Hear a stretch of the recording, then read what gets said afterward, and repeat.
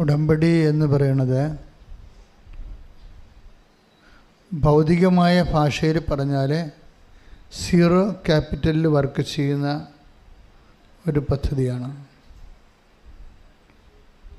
നമുക്കൊരു ബിസിനസ് ചെയ്യണമെങ്കിലും അതിന് ജോലി വേണമെങ്കിലും നമ്മുടെ കയ്യിൽ ഭൗതികമായ ആസ്തികളുണ്ടാകണം.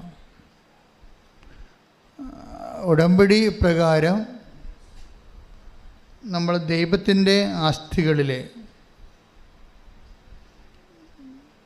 ചിലപ്പോൾ ദൈവത്തിൻ്റെ ആസ്തികളിൽ മാത്രം ആശ്രയിച്ചും ഉടമ്പടി നമുക്ക് വിജയിപ്പിച്ചെടുക്കാൻ പറ്റും. ഞാൻ ഇങ്ങനെ ആമുഖമായിട്ട് എന്താ ഇങ്ങനെ പറഞ്ഞതെന്ന് വെച്ച് കഴിഞ്ഞാൽ, നിങ്ങൾ ആവലാതിപ്പെടേണ്ട ഒരു കാര്യമില്ല. നമ്മുടെ കൗണ്ടർ പാർട്ട്, നമ്മൾ ഇൻറ്ററാക്ട് ചെയ്യുന്ന വ്യക്തി ദൈവമായതുകൊണ്ട് ദൈവത്തിൻ്റെ കപ്പാസിറ്റിയിലാണ് നമ്മൾ ഉടമ്പടി ആശ്രയിക്കുന്നത്.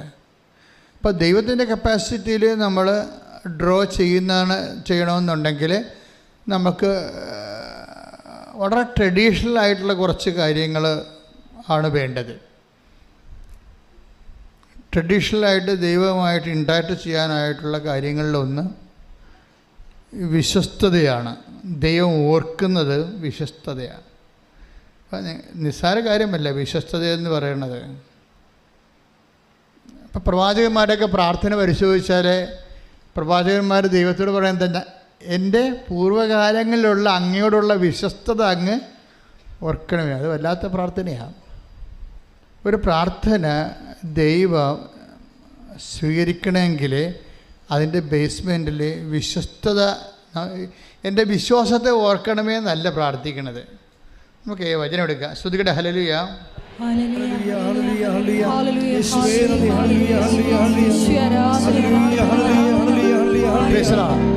ഈ എസക്കിയ രാജാവിനെ, എസക്കിയയുടെ രോഗശാന്തി നമ്മളുടെ ഉടമ്പടിയുടെ ഒരു പ്രധാനപ്പെട്ട സബ്ജക്റ്റാണ്.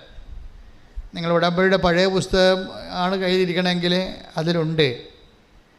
ആദ്യം ഞാൻ ഉടമ്പടി പുസ്തകം എഴുതുന്ന ഒരു കാലം 2016 കാലഘട്ടങ്ങളിൽ കർത്താവ് വളരെ ക്ലാസിക്കലായിട്ട് കുറച്ച് ഉദാഹരണം എനിക്ക് തന്നു. ഉടമ്പടി എഴുതിക്കൊണ്ടിരിക്കുന്ന സമയത്താണ് അതെല്ലാം മനസ്സിൽ ഓർപ്പിച്ച് വന്നിട്ട് ഞാൻ അപ്പം തന്നെ എഴുതിയത്. അപ്പം അതിനകത്ത് ഒന്ന് ഹെസക്കിയായുടെ രോഗശാന്തിയാണ്. എന്തുകൊണ്ട് നീ ഉപ്പ് ഉപയോഗിക്കുന്നു, എന്തുകൊണ്ട് നീ തൈലം ഉപയോഗിക്കുന്നു. ഇപ്പോൾ ഉപ്പിനെക്കുറിച്ചും തൈലത്തെക്കുറിച്ചൊക്കെ എഴുതിക്കൊണ്ടിരിക്കുകയാണ്. എനിക്കറിയത്തില്ല, എന്നോട് ഉപ്പിനെക്കുറിച്ച് പറഞ്ഞിട്ടുണ്ട്, തൈലത്തെക്കുറിച്ചൊക്കെ പറഞ്ഞുകൊണ്ടിരിക്കുന്നുണ്ട്. മനസ്സിൽ ആത്മാവ് ഇങ്ങനെ തെളിയിച്ചിട്ടുണ്ട്. പക്ഷേ എൻ്റെ മനസ്സിലേക്കാണ് ഇതൊക്കെ ഉപയോഗിക്കുമ്പോൾ എന്തുകൊണ്ട് എന്ന് ജനങ്ങൾ ചോദിച്ചാൽ ഞാൻ എന്ത് പറയും? ഞാൻ തിരിച്ചു ചോദിക്കും മനസ്സിൽ, കർത്താവ് ഉപ്പ് ഉപയോഗിച്ച് എന്തുകൊണ്ടാണെന്ന് ജനം ഉപയോഗിച്ച് ചോദിച്ചാൽ നമ്മൾ എന്ത് പറയും? തൈലം ഉപയോഗിക്കാൻ പറഞ്ഞിരിക്കണത്, നമ്മൾ എന്തുകൊണ്ടാണ് തൈലം ഉപയോഗിക്കേണ്ടതെന്ന് ജനങ്ങൾ ഇങ്ങോട്ട് ചോദിച്ചാൽ, ജനങ്ങൾ എഡ്യൂക്കേറ്റഡാണ്. പകുതിയോളം ആൾക്കാർ ഇപ്പോൾ ഇവിടെ തന്നെ വരുന്നത് മെഡിക്കൽ ഫീൽഡിലുള്ളവരാണ്.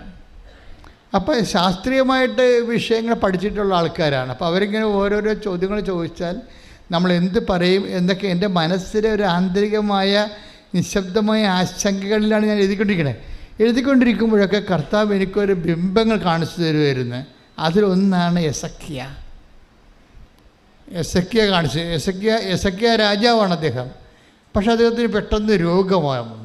എസക്കിയ രോഗം വന്ന് അദ്ദേഹം കിടപ്പിലാകുമ്പോൾ ആമോസിൻ്റെ മകൻ ഏഷ്യ ദീർഘദർശി വന്നിട്ട് എസക്കിയ രാജാവിനോട് പറയും, നിൻ്റെ സമയം തീരാറായി, നീ ബാലൻസ് ഷീറ്റൊക്കെ പരിശോധിച്ചിട്ട് കുടുംബകാര്യങ്ങൾ സെറ്റ് ചെയ്യാൻ പറയും. കൊടുക്കാനുള്ളവർക്ക് കൊടുക്കാനും വാങ്ങിക്കാനുള്ളവർക്ക് വാങ്ങിക്കാനും ഒക്കെ കൊടുത്തിട്ട് അത് കറക്റ്റ് ചെയ്യാൻ പറയും. അപ്പോൾ ഹെസക്കിയ സങ്കടപ്പെട്ട് ഭിത്തിയിലേക്ക് തിരിഞ്ഞിട്ട് കണ്ണീരോടെ പ്രാർത്ഥിക്കും. കരീന് ദിവസങ്ങൾ എണ്ണിയിരിക്കുകയല്ലേ. അപ്പോൾ തൻ്റെ കാര്യസ്ഥതയും കണക്കും ഒക്കെ ഓഡിറ്റ് ചെയ്ത് കറക്റ്റ് ചെയ്യാൻ വേണ്ടി പറഞ്ഞിരിക്കുകയാണ്. പ്രവാചകന് അരുളപ്പാടുണ്ടാകുന്നതാണ്. അപ്പോൾ അദ്ദേഹം കണ്ണീർ വാർത്ത് ഭിത്തിയിലേക്ക് നോക്കി, കർത്താവേ എന്ന് പറഞ്ഞിട്ട് പുള്ളിക്ക് എന്ത് പറയണമെന്ന് അറിയത്തില്ല. കാര്യം ടൈം കഴിഞ്ഞല്ലോ. അപ്പോൾ അതുകൊണ്ട് എന്ത് പറഞ്ഞിട്ടാണ് കർത്താവിൻ്റെ മനസ്സൊന്ന് ഇളകി. പുള്ളിക്കൊരു 10 കൊല്ലം കൂടി കിട്ടിയാൽ കൊള്ളാവുന്നുണ്ട്. പക്ഷെ അതിന് എന്ത് പറഞ്ഞ് പ്രാർത്ഥിക്കും? അതാണ് അദ്ദേഹത്തിൻ്റെ പ്രശ്നം. 10 കൊല്ലം കൂടി കിട്ടിയാൽ കൊള്ളാവുന്നുണ്ട്, പക്ഷെ അതിന് എന്ത് പറഞ്ഞ് പ്രാർത്ഥിക്കും? പക്ഷെ അദ്ദേഹം പ്രാർത്ഥിച്ച പ്രാർത്ഥന അതിലൊന്ന് ആദ്യത്തേത് യെശയ്യാ പ്രാർത്ഥിക്കുന്നത് 38:2 വായിച്ച് ശ്രുതികട ഹല്ലേലൂയ. യെശയ്യാ 38:2. ഹെസക്കിയ ചുമരിൻ്റെ നേരെ തിരിഞ്ഞ് കർത്താവിനോട് പ്രാർത്ഥിച്ചു. കർത്താവേ, ഞാൻ വിശ്വസ്തയോടും പൂർണ്ണ ഹൃദയത്തോടും കൂടി അങ്ങയുടെ മുൻപിൽ വ്യാപരിച്ചുവെന്നും അങ്ങേക്ക് പ്രീതികരമായത് എപ്പോഴും അനുവർത്തിച്ചുവെന്നും അങ്ങ് ഇപ്പോൾ അനുസ്മരിക്കണമേ. ഇത് അതായത് നമ്മളെക്കുറിച്ച്, ഇതാണ് നമ്മുടെ ആസ്തി എന്ന് പറയുന്നത്. നമ്മളെക്കുറിച്ച് അത്യാഹിത കഥ. ഇപ്പോൾ അദ്ദേഹത്തിന് ആയുസിൻ്റെ പ്രശ്നമാണ്, നമുക്ക് ജോലിയുടെ പ്രശ്നമാകാം, ചിലപ്പോൾ വീടിൻ്റെ പ്രശ്നമാകാം, ചിലപ്പോൾ വിവാഹത്തിൻ്റെ പ്രശ്നമാകാം, ഇപ്പം നമുക്ക് വേറെ പ്രശ്നങ്ങളാകാം. പക്ഷെ നമ്മൾ ദൈവതിരുസന്നിധിയിൽ ആസ്തികളെ ഡ്രോ ചെയ്യുന്നതിന് ആദ്യം പ്രാർത്ഥിക്കേണ്ട പ്രാർത്ഥനയുടെ ഒരു രൂപമാണിത്. എന്താണ് പറയണത്? 38:2 ഹെസക്കിയ ചുമരിൻ്റെ നേരെ തിരിഞ്ഞ് കർത്താവിനോട് പ്രാർത്ഥിച്ചു. എന്താ പ്രാർത്ഥിച്ചത്? കർത്താവേ, ഞാൻ വിശ്വസ്തയോടും. ഒന്നാമത്തെ കാര്യം എന്താണ്? വിശ്വസ്തത. രണ്ടാമത്തെ കാര്യം വിശ്വസ്തയോടും അതുപോലെ തന്നെ പൂർണ്ണ ഹൃദയത്തോടും കൂടെ. ഇത് രണ്ടും പ്രധാനപ്പെട്ട വിഷയമാണ്. ഉടമ്പടി പെട്ടെന്ന് കത്താനുള്ള നമ്മൾക്ക് ക്രമീകരിക്കാനുള്ള 2 കാര്യങ്ങളാണ്. ഒന്ന് വിശ്വസ്തത, രണ്ടാമത്തത് ഹൃദയത്തിൻ്റെ പൂർണ്ണത. നമ്മളൊരു ഹാഫ് മൈൻഡായിട്ട് ചില ആൾക്കാർ ചെയ്യും. ചെയ്യുമ്പോൾ അറിയാൻ പറ്റും. ദൈവത്തിനെ ഹാഫ് മൈൻഡായിട്ട് ചെയ്യണത് കായൻ്റെ ബലി പോലെ റിജക്റ്റ് ചെയ്യപ്പെടാൻ സാധ്യതയുണ്ട്. നിങ്ങൾ ഈ മാതപ്പിന് പിടിച്ച പോലെ 2 പത്രം ആർക്ക് കൊടുക്കാനാണ്, എപ്പോൾ കൊടുക്കും, ഏത് ആശുപത്രി പോകാനാണ്, അവർ വല്ലതും പറയുക, ഇങ്ങനെയൊക്കെ പിച്ചുമ്പയും പറഞ്ഞ് പ്രാന്തികളെപ്പോലെ പ്രേക്ഷിത പ്രവർത്തനം ചെയ്യത്തില്ലേ? ഹാഫ് മൈൻഡാണത്. അത് കായൻ്റെ ബലി പോലെ റിജക്റ്റഡ് ആവും. കാര്യം നിങ്ങളുടെ ഈ കാട്ടിക്കൂടൽ കൊണ്ട് ദൈവത്തിന് പ്രത്യേകിച്ച് കാര്യങ്ങളൊന്നുമില്ല. ദൈവം നോക്കണത് നിങ്ങൾ ഫിഡേലാണോ എന്ന് നോക്കും.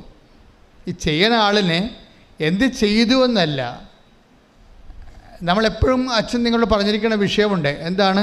എന്ത് ചെയ്തു എന്നതിനേക്കാൾ ഉപരി എന്ത് സ്പിരിറ്റ് കൊണ്ട് ചെയ്തു എന്നാണ്. അത് എപ്പോഴും ദൈവത്തിൻ്റെ തിരുസേനി വരുമ്പോൾ നമ്മൾ എന്ത് ചെയ്തു എന്നല്ല പ്രശ്നം. അത് ചെയ്തപ്പോൾ വാട്ട് സ്പിരിറ്റ് ലീഡ്സ് യു. കർത്താവും വന്നപ്പോൾ ചോദിച്ച ചോദ്യം അതാണ്.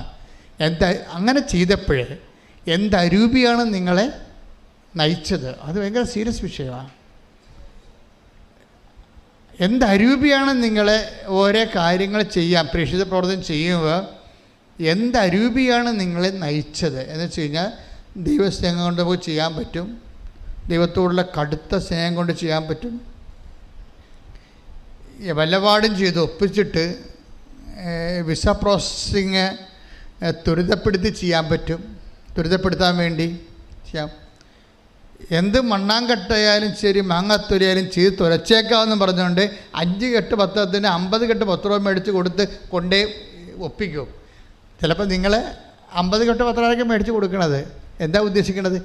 ദൈവത്തിന് എന്നാ പ്രസാദമാണോ ഉണ്ടാകാൻ പോണത്, എന്തെങ്കിലും ചെയ്തായാലും ശരി നമ്മുടെ കാര്യം വസ്തു വിറ്റ് കിട്ടിയാൽ മതി എന്ന്. അതാണ് വാട്ട് സ്പിരിറ്റ് ലീഡ്സ് യു. അവിടെ പ്രോബ്ലം ഇതാണ്. ചിലപ്പോൾ ഒരു ദിവസം, ഇപ്പോൾ കഴിഞ്ഞ ദിവസത്തെ ഒരു സാക്ഷ്യം നമ്മൾ ഞെട്ടിച്ച് കളഞ്ഞത്, ഒരു ഗർഭിണി ചേച്ചി 10 കിലോമീറ്റർ സഞ്ചരിച്ച് കൊണ്ടൊരു പത്രം കൊടുക്കാൻ പോയി ഒരു വീട്ടിൽ. അവർക്കിത് ആവശ്യമാണ്, അവർ ദൈവത്തിലേക്ക് വരണം. അതെന്ത് രൂപയാണത്? ഗർഭിണിക്ക് നടക്കാൻ തന്നെ പാടാണ്. ഗർഭിണി ചേച്ചി ഒരു പത്രം കൊടുക്കാൻ വേണ്ടി 10 കിലോമീറ്റർ സഞ്ചരിച്ച് പോയിരിക്കുകയാണ്. എന്താണ്?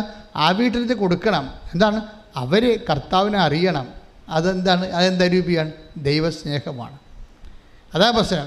ചിലപ്പോൾ നിങ്ങൾ 10 കെട്ട് പത്രം കൊടുക്കുമായിരിക്കും, പക്ഷെ ഇത് എങ്ങനെയെങ്കിലും കൊടുത്ത് ചെന്ന് എണ്ണം തികച്ചിട്ട് അതുവഴി നമ്മുടെ വിസ പ്രോസസ്സിങ് ത്വരിതപ്പെടുത്തുക, പരീക്ഷ ജയിക്കുക എന്ന് പറയുമ്പോൾ നിങ്ങൾ സ്നേഹിക്കുന്നത് ആരെ? നിങ്ങളെ തന്നെയാണ്, ദൈവത്തെ അല്ല. ദൈവത്തിന് അതറിയാം, അഭ്യാസം അറിയാം.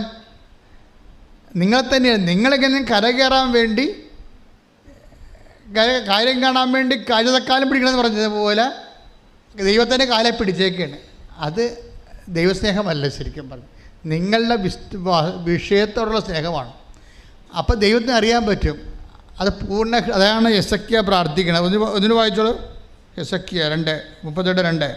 കർത്താവേ, ഞാൻ വിശ്വസ്തയോടും പൂർണ്ണ ഹൃദയത്തോടും കൂടെ അങ്ങയുടെ മുൻപിൽ വ്യാപരിച്ചുവെന്നും അങ്ങേക്ക് പ്രീതികരമായത് എപ്പോഴും അനുവർത്തിച്ചുവെന്നും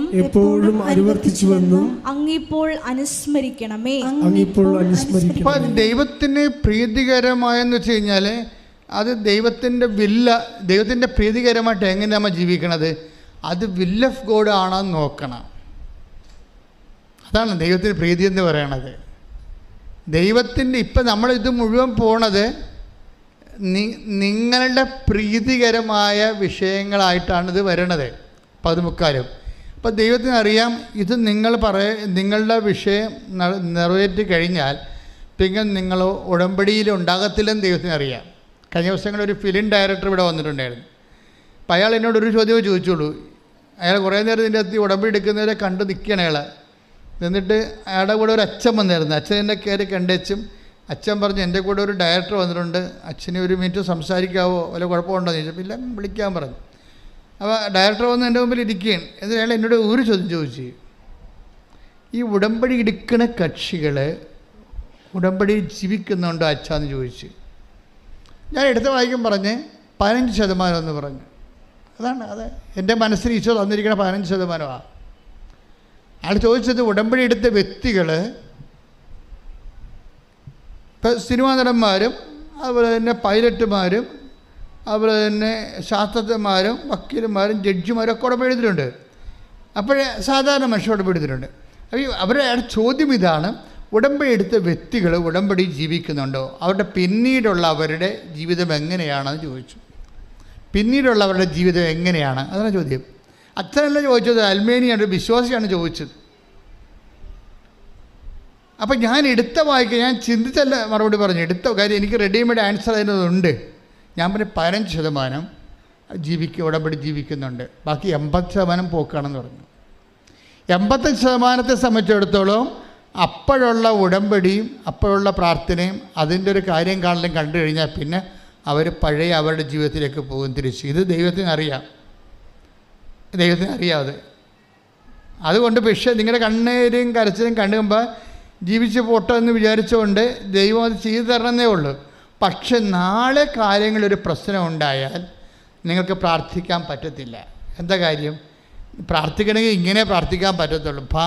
നമ്മൾ ഭൂതകാലത്തെ നമ്മൾ അഡ്രസ്സ് ചെയ്തുകൊണ്ട് ദൈവത്തോട് പ്രാർത്ഥിക്കാൻ പറ്റത്തുള്ളൂ. ഭൂതകാലത്തെ അഡ്രസ്സ് ചെയ്തുകൊണ്ട്, അതാണ് ആസ്തി എന്ന് പറയണത്. ഭൂതകാലം എന്ന് പറയുന്നത് കഴിഞ്ഞുപോയ കാലം.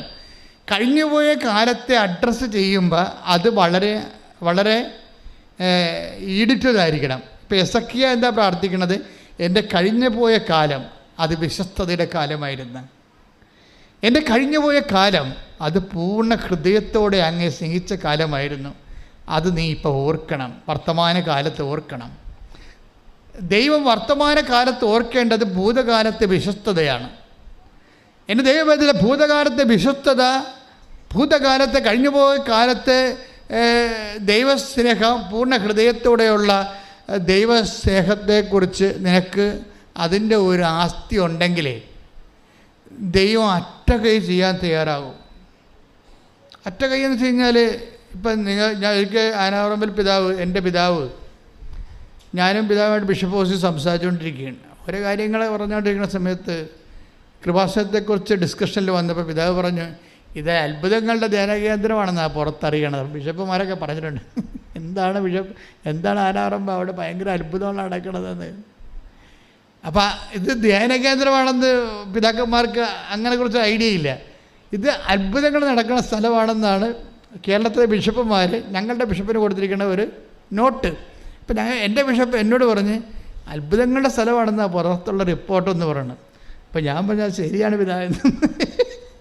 അത് ശരിയാണ് പിതാവ്. കാരണം വെച്ചാൽ ദൈവം എവിടെയുണ്ടോ അവിടെ അത്ഭുതം ഉണ്ടാവും. It is very simple. വിശ്വസ്തതയും ഭാഗികമല്ലാത്ത പൂർണ്ണമായ ഹൃദയത്തോടു കൂടി ദൈവത്തിൻ്റെ തിരുസന്നിധി. നിങ്ങൾക്കറിയാമല്ലോ, ഞാൻ ഇന്നലെ കൊച്ചത്തിൻ്റെ കൂടെ പോയി കുമ്പസാരിച്ചു.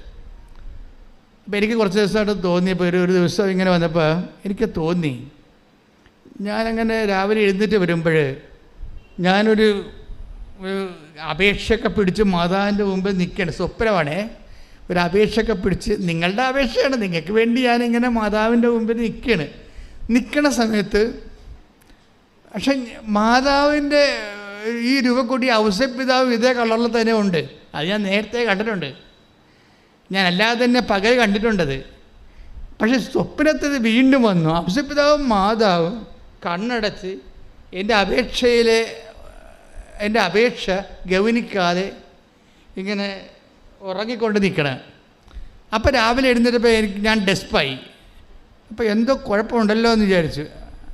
അപ്പോൾ ഇനി ജനങ്ങളുടെ കുഴപ്പമാണെങ്കിൽ ഞങ്ങൾക്കത് ഇവിടെ പ്രാർത്ഥിച്ച് തീർക്കാൻ പറ്റും. മധ്യസ്ഥ പ്രാർത്ഥന സ്ട്രോങ് ആക്കാൻ കഴിഞ്ഞാൽ എക്സിക്യൂട്ടീവ് വിളിച്ചു കൂട്ടി ഉടനെ മധ്യസ്ഥ പ്രാർത്ഥന സ്ട്രോങ് ആക്കാൻ പറഞ്ഞു. പിന്നെ ഞാൻ ഓർത്ത് ഇനി എൻ്റെ കുഴപ്പമല്ലോ ആണെന്ന് വെച്ചാൽ ഞാൻ ഉടനെ കുറച്ച് ദിവസമായി കുമ്പസാരിച്ചിട്ട് ഞാൻ പോയി കുമ്പസാരിക്കാതെ മതി കുമ്പസാരിച്ചു. അപ്പോൾ എന്താ പ്രശ്നം വെച്ച് കഴിഞ്ഞാൽ, പണ്ട് ഞാൻ അതായത് 460 രൂപയ്ക്ക് ഓട്ടോറിക്ഷയ്ക്ക് പോയി കുമ്പസാരിച്ചിട്ടുണ്ട്. 460. അന്ന് ഉടമ്പടിയൊന്നും ദൈവം തന്നിട്ടില്ല. ഒരു ഓട്ടോറിക്ഷ പിടിച്ച് ഓരോ പള്ളികളിൽ നിന്ന് അടക്കുകയാണ്. അച്ഛനില്ല അവിടെ, കുമ്പസാരിക്കാൻ വേണ്ടി അടക്കുകയാണ്. അപ്പോൾ എനിക്ക് സ്വന്തമായിട്ട് വണ്ടി ഓടിക്കണ പരിപാടി പണ്ട് പോലെ ഇല്ല. ആരെങ്കിലും കൊണ്ടുപോകാനാണ് പോണത്. അപ്പോൾ അന്ന് ആരുമില്ല കൊണ്ടുപോകാൻ. അപ്പോൾ ഓരോ ഓട്ടോറിക്ഷ പിടിച്ച് എന്തിനാണ് കുമ്പസാരിക്കാൻ പോകാനാണ്. അപ്പോൾ അടുത്ത ഒരു ആശ്രമത്തിൽ ചെന്ന്, അവിടെ അച്ഛനില്ല. പിന്നെ അവിടുന്ന് വേറെ ആശ്രമത്തിൽ പോയി, അവിടെ അച്ഛനില്ല. ആശ്രമം ഉള്ള പാട്ടിൽ പോയി അച്ഛനെ കണ്ടുപിടിച്ചപ്പോൾ 460 രൂപയെ ഓട്ടോറിക്ഷ. അപ്പം ഇത് 460 രൂപയ്ക്ക് കുമ്പസാരിക്കേണ്ട വല്ല കാര്യമുണ്ട്?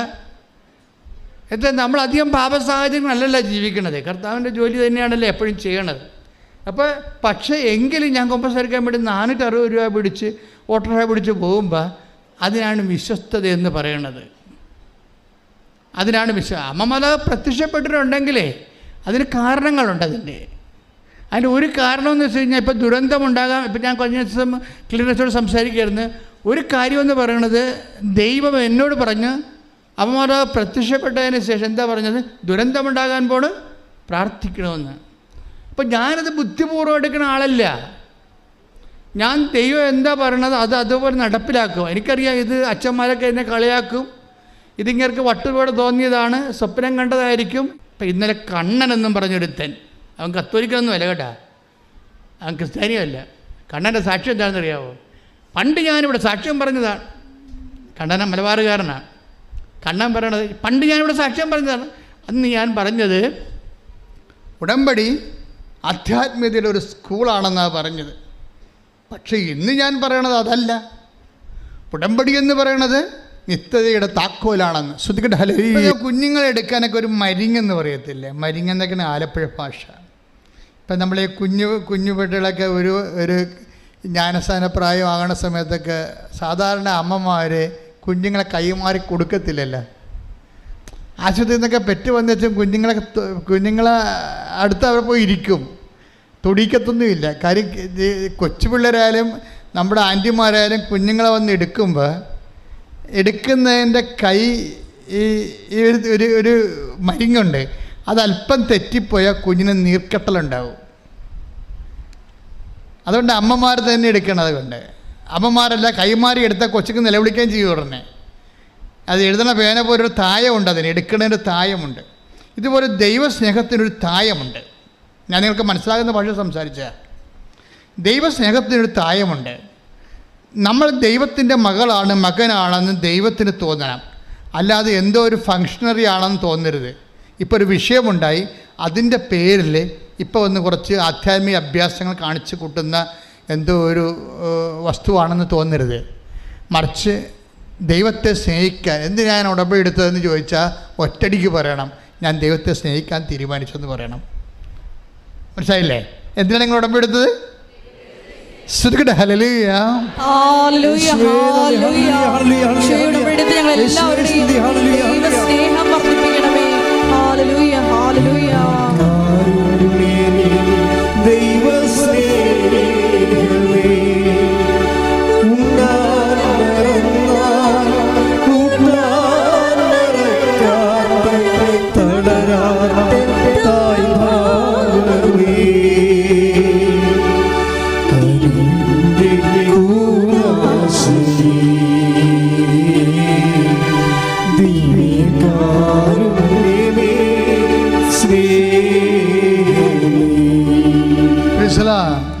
കഴിഞ്ഞ ദിവസങ്ങളിലൊരു സാക്ഷ്യം ഉണ്ടായിരുന്നു. ഞാൻ ഇട്ടിട്ടുണ്ടത്, യൂട്യൂബിലുണ്ട്. അവരുടെ പേര് സിമി തൃപ്പൂണിത്തറ. സിമിയുടെ സാക്ഷ്യവും നമുക്ക് കേട്ടാൽ നമുക്ക് ത്രില്ലടിക്കും. എന്ന് വെച്ച് കഴിഞ്ഞാൽ ഒരു സിമിയുടെ വിഷയമെന്ന് പറഞ്ഞാൽ ആദ്യം പറഞ്ഞുതരാം. അയാളെ കല്യാണം കഴിച്ചു കഴിഞ്ഞിട്ട് പിന്നെ നമ്മുടെ ഈ ഫെലോപ്പിയൻ ട്യൂബ് അല്ല, ഈ നമ്മളുടെ ഗർഭനാളിയില്ലേ, അതിന് ക്യാൻസറാണ്. അപ്പോൾ ഒരു ക്യാൻസർ വന്ന് അതിൻ്റെ ഗർഭനാളി ഒരെണ്ണം എടുത്ത് കളഞ്ഞ്.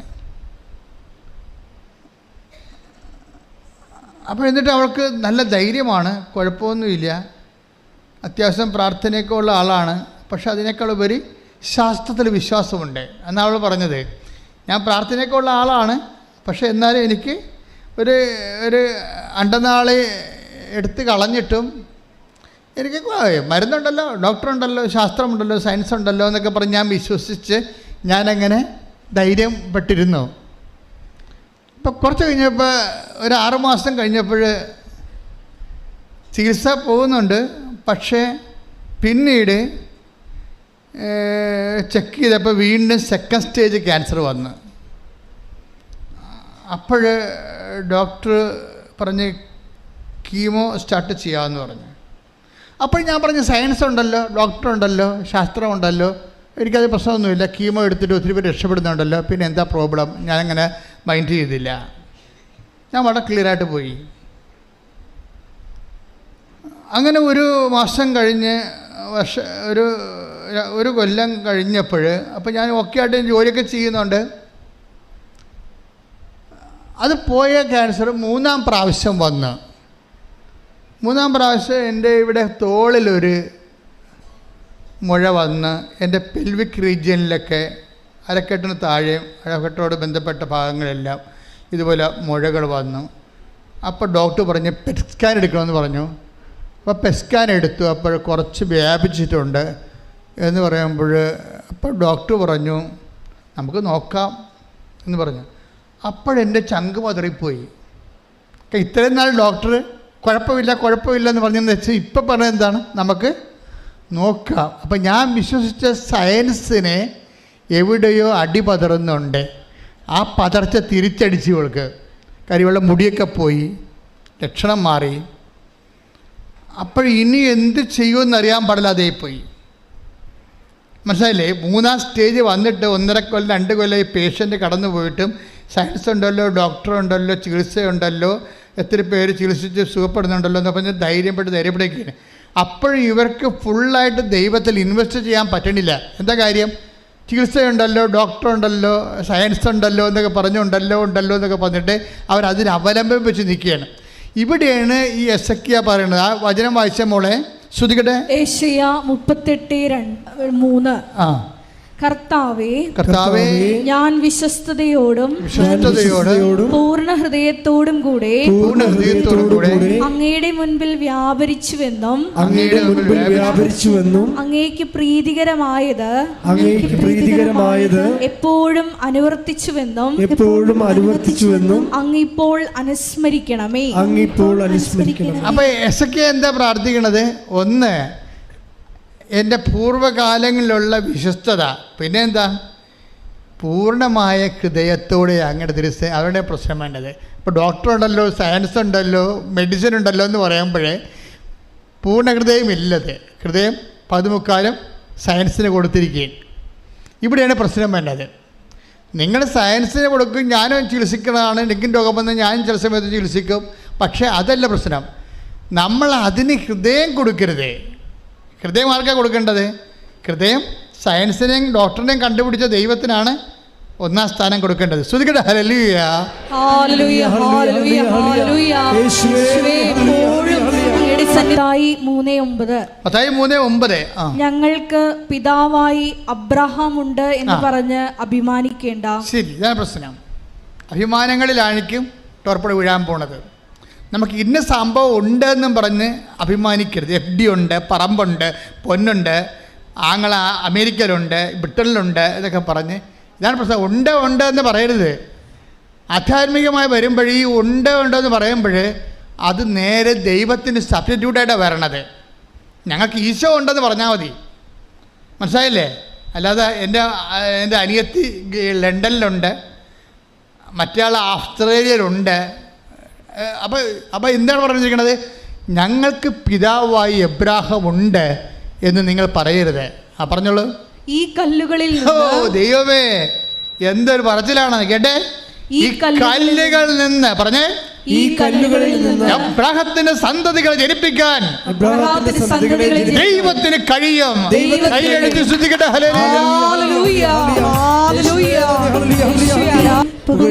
അപ്പൊ എന്നെ കൈവിടാത്തവൻ യേശു കൂടെ ഉണ്ടെന്ന് പറയുമ്പോഴേ നമുക്ക് ബോധമില്ലെങ്കിലും കൂടെ ഉണ്ടാവും. പല ആൾക്കാരും നമ്മുടെ കൂടെ ഉള്ളത് നമുക്ക് ബോധമുള്ളപ്പോഴേ ഉണ്ടാകത്തുള്ളൂ. വന്ന് നോക്കും, നമുക്ക് കണ്ണ് ബോധം ഉണ്ടായില്ലെന്ന് നോക്കും. ബോധം ഇല്ലെങ്കിൽ അവർ സ്കൂട്ടാകും. നമ്മളറിയത്തില്ലല്ലോ, നമ്മൾ വന്നതും അറിയത്തില്ല. ആശുപത്രിയിലൊക്കെ ചെല്ലുമ്പോഴേ ബോധമില്ലെങ്കിലേ നമുക്കൊരു ചെറിയ ഇച്ഛാഭംഗമാണ്. ഞാൻ ഇത്രയും കഷ്ടപ്പെട്ട് വണ്ടിയും പിടിച്ച് വന്നിട്ട് ഈ സാധനത്തിന് ബോധമില്ലല്ലോ, ഞാൻ വന്നത് പോലും അറിയത്തില്ലല്ലോ. ബോധം വരുമ്പോൾ പറഞ്ഞേക്കണേ ഞാൻ വന്നെന്ന് ഇല്ലേ? അടുത്ത് നിൽക്കണ ബൈസ്റ്റാൻഡറോട് പറയവേ, ഇച്ചായന് ബോധം വരുമ്പോൾ പറഞ്ഞേക്കണേ ഞാൻ വന്നെന്ന് പറഞ്ഞേക്കണേ. അപ്പം ഞാൻ വരണമെന്ന് വന്നു എന്നുള്ളതിന് ഇയാൾക്ക് എന്താ വേണ്ടത്? ബോധം വേണം.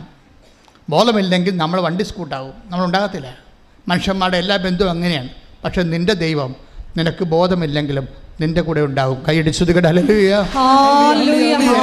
പരമദിവ്യകാരണത്തിന് നമുക്ക് ബോധമില്ലെങ്കിലും നമ്മുടെ ദൈവം നമ്മുടെ കൂടെ ഉണ്ടാകും. കഴിഞ്ഞ ദിവസങ്ങൾ ഇങ്ങനൊരു സാക്ഷ്യം ഉണ്ടായി. അത് മെജോ എന്ന് പറയും, നല്ല സാക്ഷ്യമാണ്. മെജോ ഒരു വീട് വാങ്ങിക്കാൻ വേണ്ടി ബോംബെ പോയി. അപ്പോൾ 2ാം നിലയിൽ നിന്ന് മെജോ ആ വീട് കണ്ടുകൊണ്ടിരിക്കുന്ന സമയത്ത് തലചുറ്റി 2ാം നിലയിൽ നിന്ന് ആൾ താഴെ പോയി. താഴെ വീണിട്ട് കണ്ണ് തെറിച്ചു പോയി, കൈ ഊരിപ്പോയി, വലതുവശം മൊത്തം തളർന്നു പോയി, മുട്ട 8ആയി പൊട്ടി, കാലും കൈയുമൊക്കെ ഒടിഞ്ഞ്, തല കുടുങ്ങി, ഒരു ചോരക്കട്ടയായിട്ട് ആശുപത്രി ചെല്ലുമ്പോൾ ശവമാണെന്നും പറഞ്ഞുകൊണ്ട് അവർ ഒരകൃതം പിടിച്ച് കട്ടിലിട്ട് മാറ്റി. കാര്യം ഡെഡ് ബോഡിയാണല്ലോ വന്നിരിക്കുന്നത്. കുറച്ച് കഴിഞ്ഞപ്പോൾ പൾസ് വന്ന്, അപ്പോൾ ഉടനെ ഇവരെ വെൻറ്റിലേറ്ററിലേക്ക് മാറ്റി. വെൻറ്റിലേറ്ററിലേക്ക് മാറ്റി പരിശോധിച്ച് അകത്തിന് എന്തുമാത്രം കുഴപ്പമുണ്ടെന്ന് അറിയത്തില്ലല്ലോ, പുറത്തിത്തരം കുഴപ്പങ്ങളുണ്ട്. അപ്പോൾ ആൾ മരിച്ചതിന് തുല്യമാണ്. പക്ഷേ ഇതെല്ലാം കണക്ക് കൂട്ടി തല പൊട്ടിയതും കൈ ഒടിഞ്ഞതും മുട്ട് ചെട്ട തെറിച്ചതും അതുപോലെ തന്നെ കണ്ണ് തെറിച്ച് പോയതും മുകളിൽ നിന്ന് വീഴുകയല്ലേ പടഞ്ഞ്, ഇതെല്ലാം ഡോക്ടർ കണക്ക് കൂട്ടിയിട്ട് 24 ലക്ഷം രൂപയുടെ ബില്ല് വന്നു. ഇയാളെ തൊടണമെങ്കിൽ 24 ലക്ഷം രൂപ വേണം. അപ്പോൾ ഞങ്ങൾക്ക് ബോധമില്ല, ഡെഡ് ബോഡി ആയിട്ടിരിക്കുകയല്ലേ. അപ്പോൾ 24 ലക്ഷം രൂപ എന്ന് പറയുമ്പോൾ അവർ ഇയാളെ കൊണ്ടുപോകും, അതാണ് പ്രശ്നം. അപ്പോൾ ഒരു നേഴ്സ് അവിടെ വന്നിച്ചും ഈ വ്യക്തിയുടെ കൊണ്ടുവന്നവരോട് പറഞ്ഞ് 24 ലക്ഷം രൂപ വേണ്ടി വരുമെന്നാണ് കണക്ക്. പക്ഷേ മേടിക്കണ്ട, എന്നെ ഒരു സിസ്റ്ററായിട്ട് കണ്ടാൽ മതി, എൻ്റെ ആങ്ങളെയാണെന്ന് പറഞ്ഞ് രജിസ്റ്റർ ചെയ്യാം ആശുപത്രി. അപ്പോൾ 10 ലക്ഷം ഇളവ് കിട്ടും. ആര്? ഇയാൾക്ക് ബോധമില്ലേ? ബോധമില്ലാത്ത ഡെഡ് ബോഡിക്ക് 10 ലക്ഷം ഇളവ് കൊടുക്കാൻ വേണ്ടി ഒരു സ്ത്രീയെ ദൈവം പറഞ്ഞു വിട്ടിരിക്കുകയാണ്. ശ്രുതികട്ടെ ശ്രുതികട്ടെ. ഹല്ലേലൂയ. ഹല്ലേലൂയ. ഹല്ലേലൂയ. യേശുവേ, ദൈവ സാന്നിധ്യമായി ഞങ്ങളുടെ ജീവിത ദുരിതങ്ങളിൽ കൂടെ സഞ്ചരിക്കുന്ന അവിടുത്തെ സ്നേഹത്തിന് നന്ദി പറയുന്നു. ഹല്ലേലൂയ.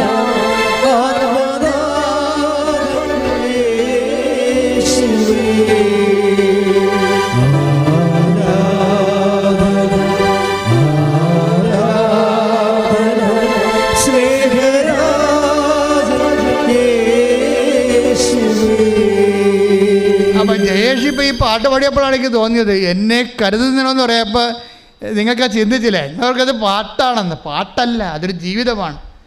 എനിക്കായി കരുതുന്നവൻ, നമുക്ക് ബോധമില്ലെങ്കിലും കരുതുന്നവനാണ്. ഒരു ബന്ധവും പരിചയവും വേണ്ട ദൈവത്തിൽ നിന്നെ കരുതാൻ. ഈ നേഴ്സോന്ന് പറഞ്ഞു എൻ്റെ ബ്രദറാണെന്നും പറഞ്ഞ് അഡ്മിറ്റ് ചെയ്യാൻ പറഞ്ഞു. ഞാൻ ബ്രദറാണെന്നും പറഞ്ഞ് അഡ്മിറ്റ് ചെയ്തിട്ട് ഇവിടെ ഈ പെങ്ങന്മാരെന്നൊക്കെ പറയണത് ഒരു ഒന്നൊന്നര സംഭവമാണ്. ഒത്തു കിട്ടിയാൽ നമ്മൾ രക്ഷപ്പെടും. അതായത് പെങ്ങൾക്ക് ഉടനെ അവൾ ഓടി അവൻ്റെ റിപ്പോർട്ടും കൊണ്ട് മാതാവിൻ്റെ അടുത്ത് വന്നു. മാതാവിൻ്റെ അടുക്കൽ നിന്ന് വന്നിട്ട് മാതാവിൻ്റെ റിപ്പോർട്ട് കാണിച്ച് എന്ന് വെച്ച്, അമ്മ പോകണം, അമ്മ പോകാതെ വേറൊരു മാർഗ്ഗമില്ലെന്ന് പറഞ്ഞു. എന്നെ കണ്ടോ ഇല്ലെന്നൊന്നും അറിയത്തില്ല, അങ്ങനെയൊന്നും സാക്ഷ്യത്തിൽ പറയണില്ല. റിപ്പോർട്ട് മാതാവിൻ്റെ അടുത്ത് കൊണ്ടുവന്നെന്ന് പറയുന്നുണ്ട്. അവൾ കാണിച്ചതാണോ സാധാരണ ഞാനാണ് കൊണ്ടുവന്ന് റിപ്പോർട്ട് കാണിക്കണം മാതാവിൻ്റെ അടുത്ത്.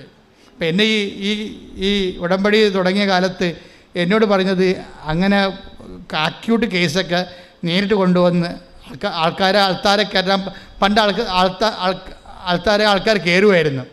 അപ്പോൾ പുതിയ ആൾത്താർ ഡിസൈൻ ചെയ്ത് കഴിഞ്ഞപ്പോൾ ആൾത്താര അകത്ത് പണ്ട് കയറുന്നവർ ഒരു ഭവ്യതയും ഭക്തിയും ഇല്ലാതെയാണ് വയ്യെ പോകുന്നവരെല്ലാം അകത്ത് കയറുമായിരുന്നു, ഈ ആൾത്താരെ കയറുമായിരുന്നു. അപ്പോൾ അത് ഭയങ്കര സങ്കടകരമായൊരവസ്ഥയായിരുന്നത്.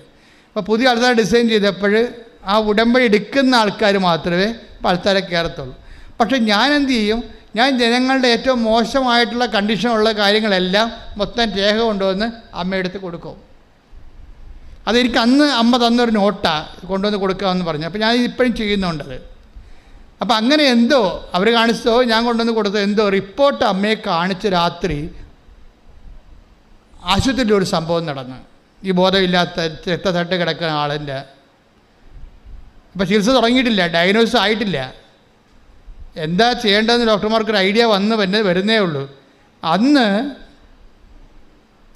ഒരച്ഛൻ, ഞാനാണെന്ന് പറഞ്ഞിട്ടില്ല, ഒരച്ഛൻ ഈ ഡെഡ് ബോഡിയുടെ അടുത്ത് പോയി കിടക്കുന്ന വ്യക്തി എടുത്ത് രാത്രി വരും. സ്വപ്നമാണ്, അയാളുടെ സ്വപ്നമാണ്, ഈ മരവിച്ച് കിടക്കുന്ന ആളിൻ്റെ സ്വപ്നമാണ്. ഒരച്ഛൻ വന്നിട്ടും പറയും, നിൻ്റെ രോഗം തീർന്നിരിക്കുകയാണ്, നിനക്കിപ്പോൾ ബോധം വരുമെന്ന് പറയും. ഉടനെ ആ മനുഷ്യന് രാവിലെ ബോധം വരും. അപ്പോൾ എന്താ പ്രശ്നം വെച്ച് കഴിഞ്ഞാൽ, ഈ ബെജോയുടെ സാക്ഷ്യം, ഈ ബോധം വന്ന് കഴിയുമ്പോൾ ഇയാൾ എഴുന്നേൽക്കുമ്പോഴാണ് കാര്യങ്ങൾ മനസ്സിലാകണത്. ഇങ്ങനെ അകപ്പെട്ടെന്നും ഇത്രയും ഇഞ്ചുറീസ് ഉണ്ടെന്നും തൻ്റെ പാർട്സുകൾ പലതും ഇല്ലെന്നും ഒക്കെ മനസ്സിലായതും പലതും ചിതറിപ്പോയെന്നും ട്രീറ്റ്മെൻറ്റ് തുടങ്ങാൻ പോകണമെന്നൊക്കെ ബോധം വരും. ബോധം വരുമ്പോൾ ആ കിട്ടിയ ബോധത്തിന് അയാളുടെ ഇൻഷുറൻസിൻ്റെ ഡേറ്റും കാര്യങ്ങളെല്ലാം അയാൾ കുറിച്ച് ഡോക്ടറിന് കൊടുക്കും.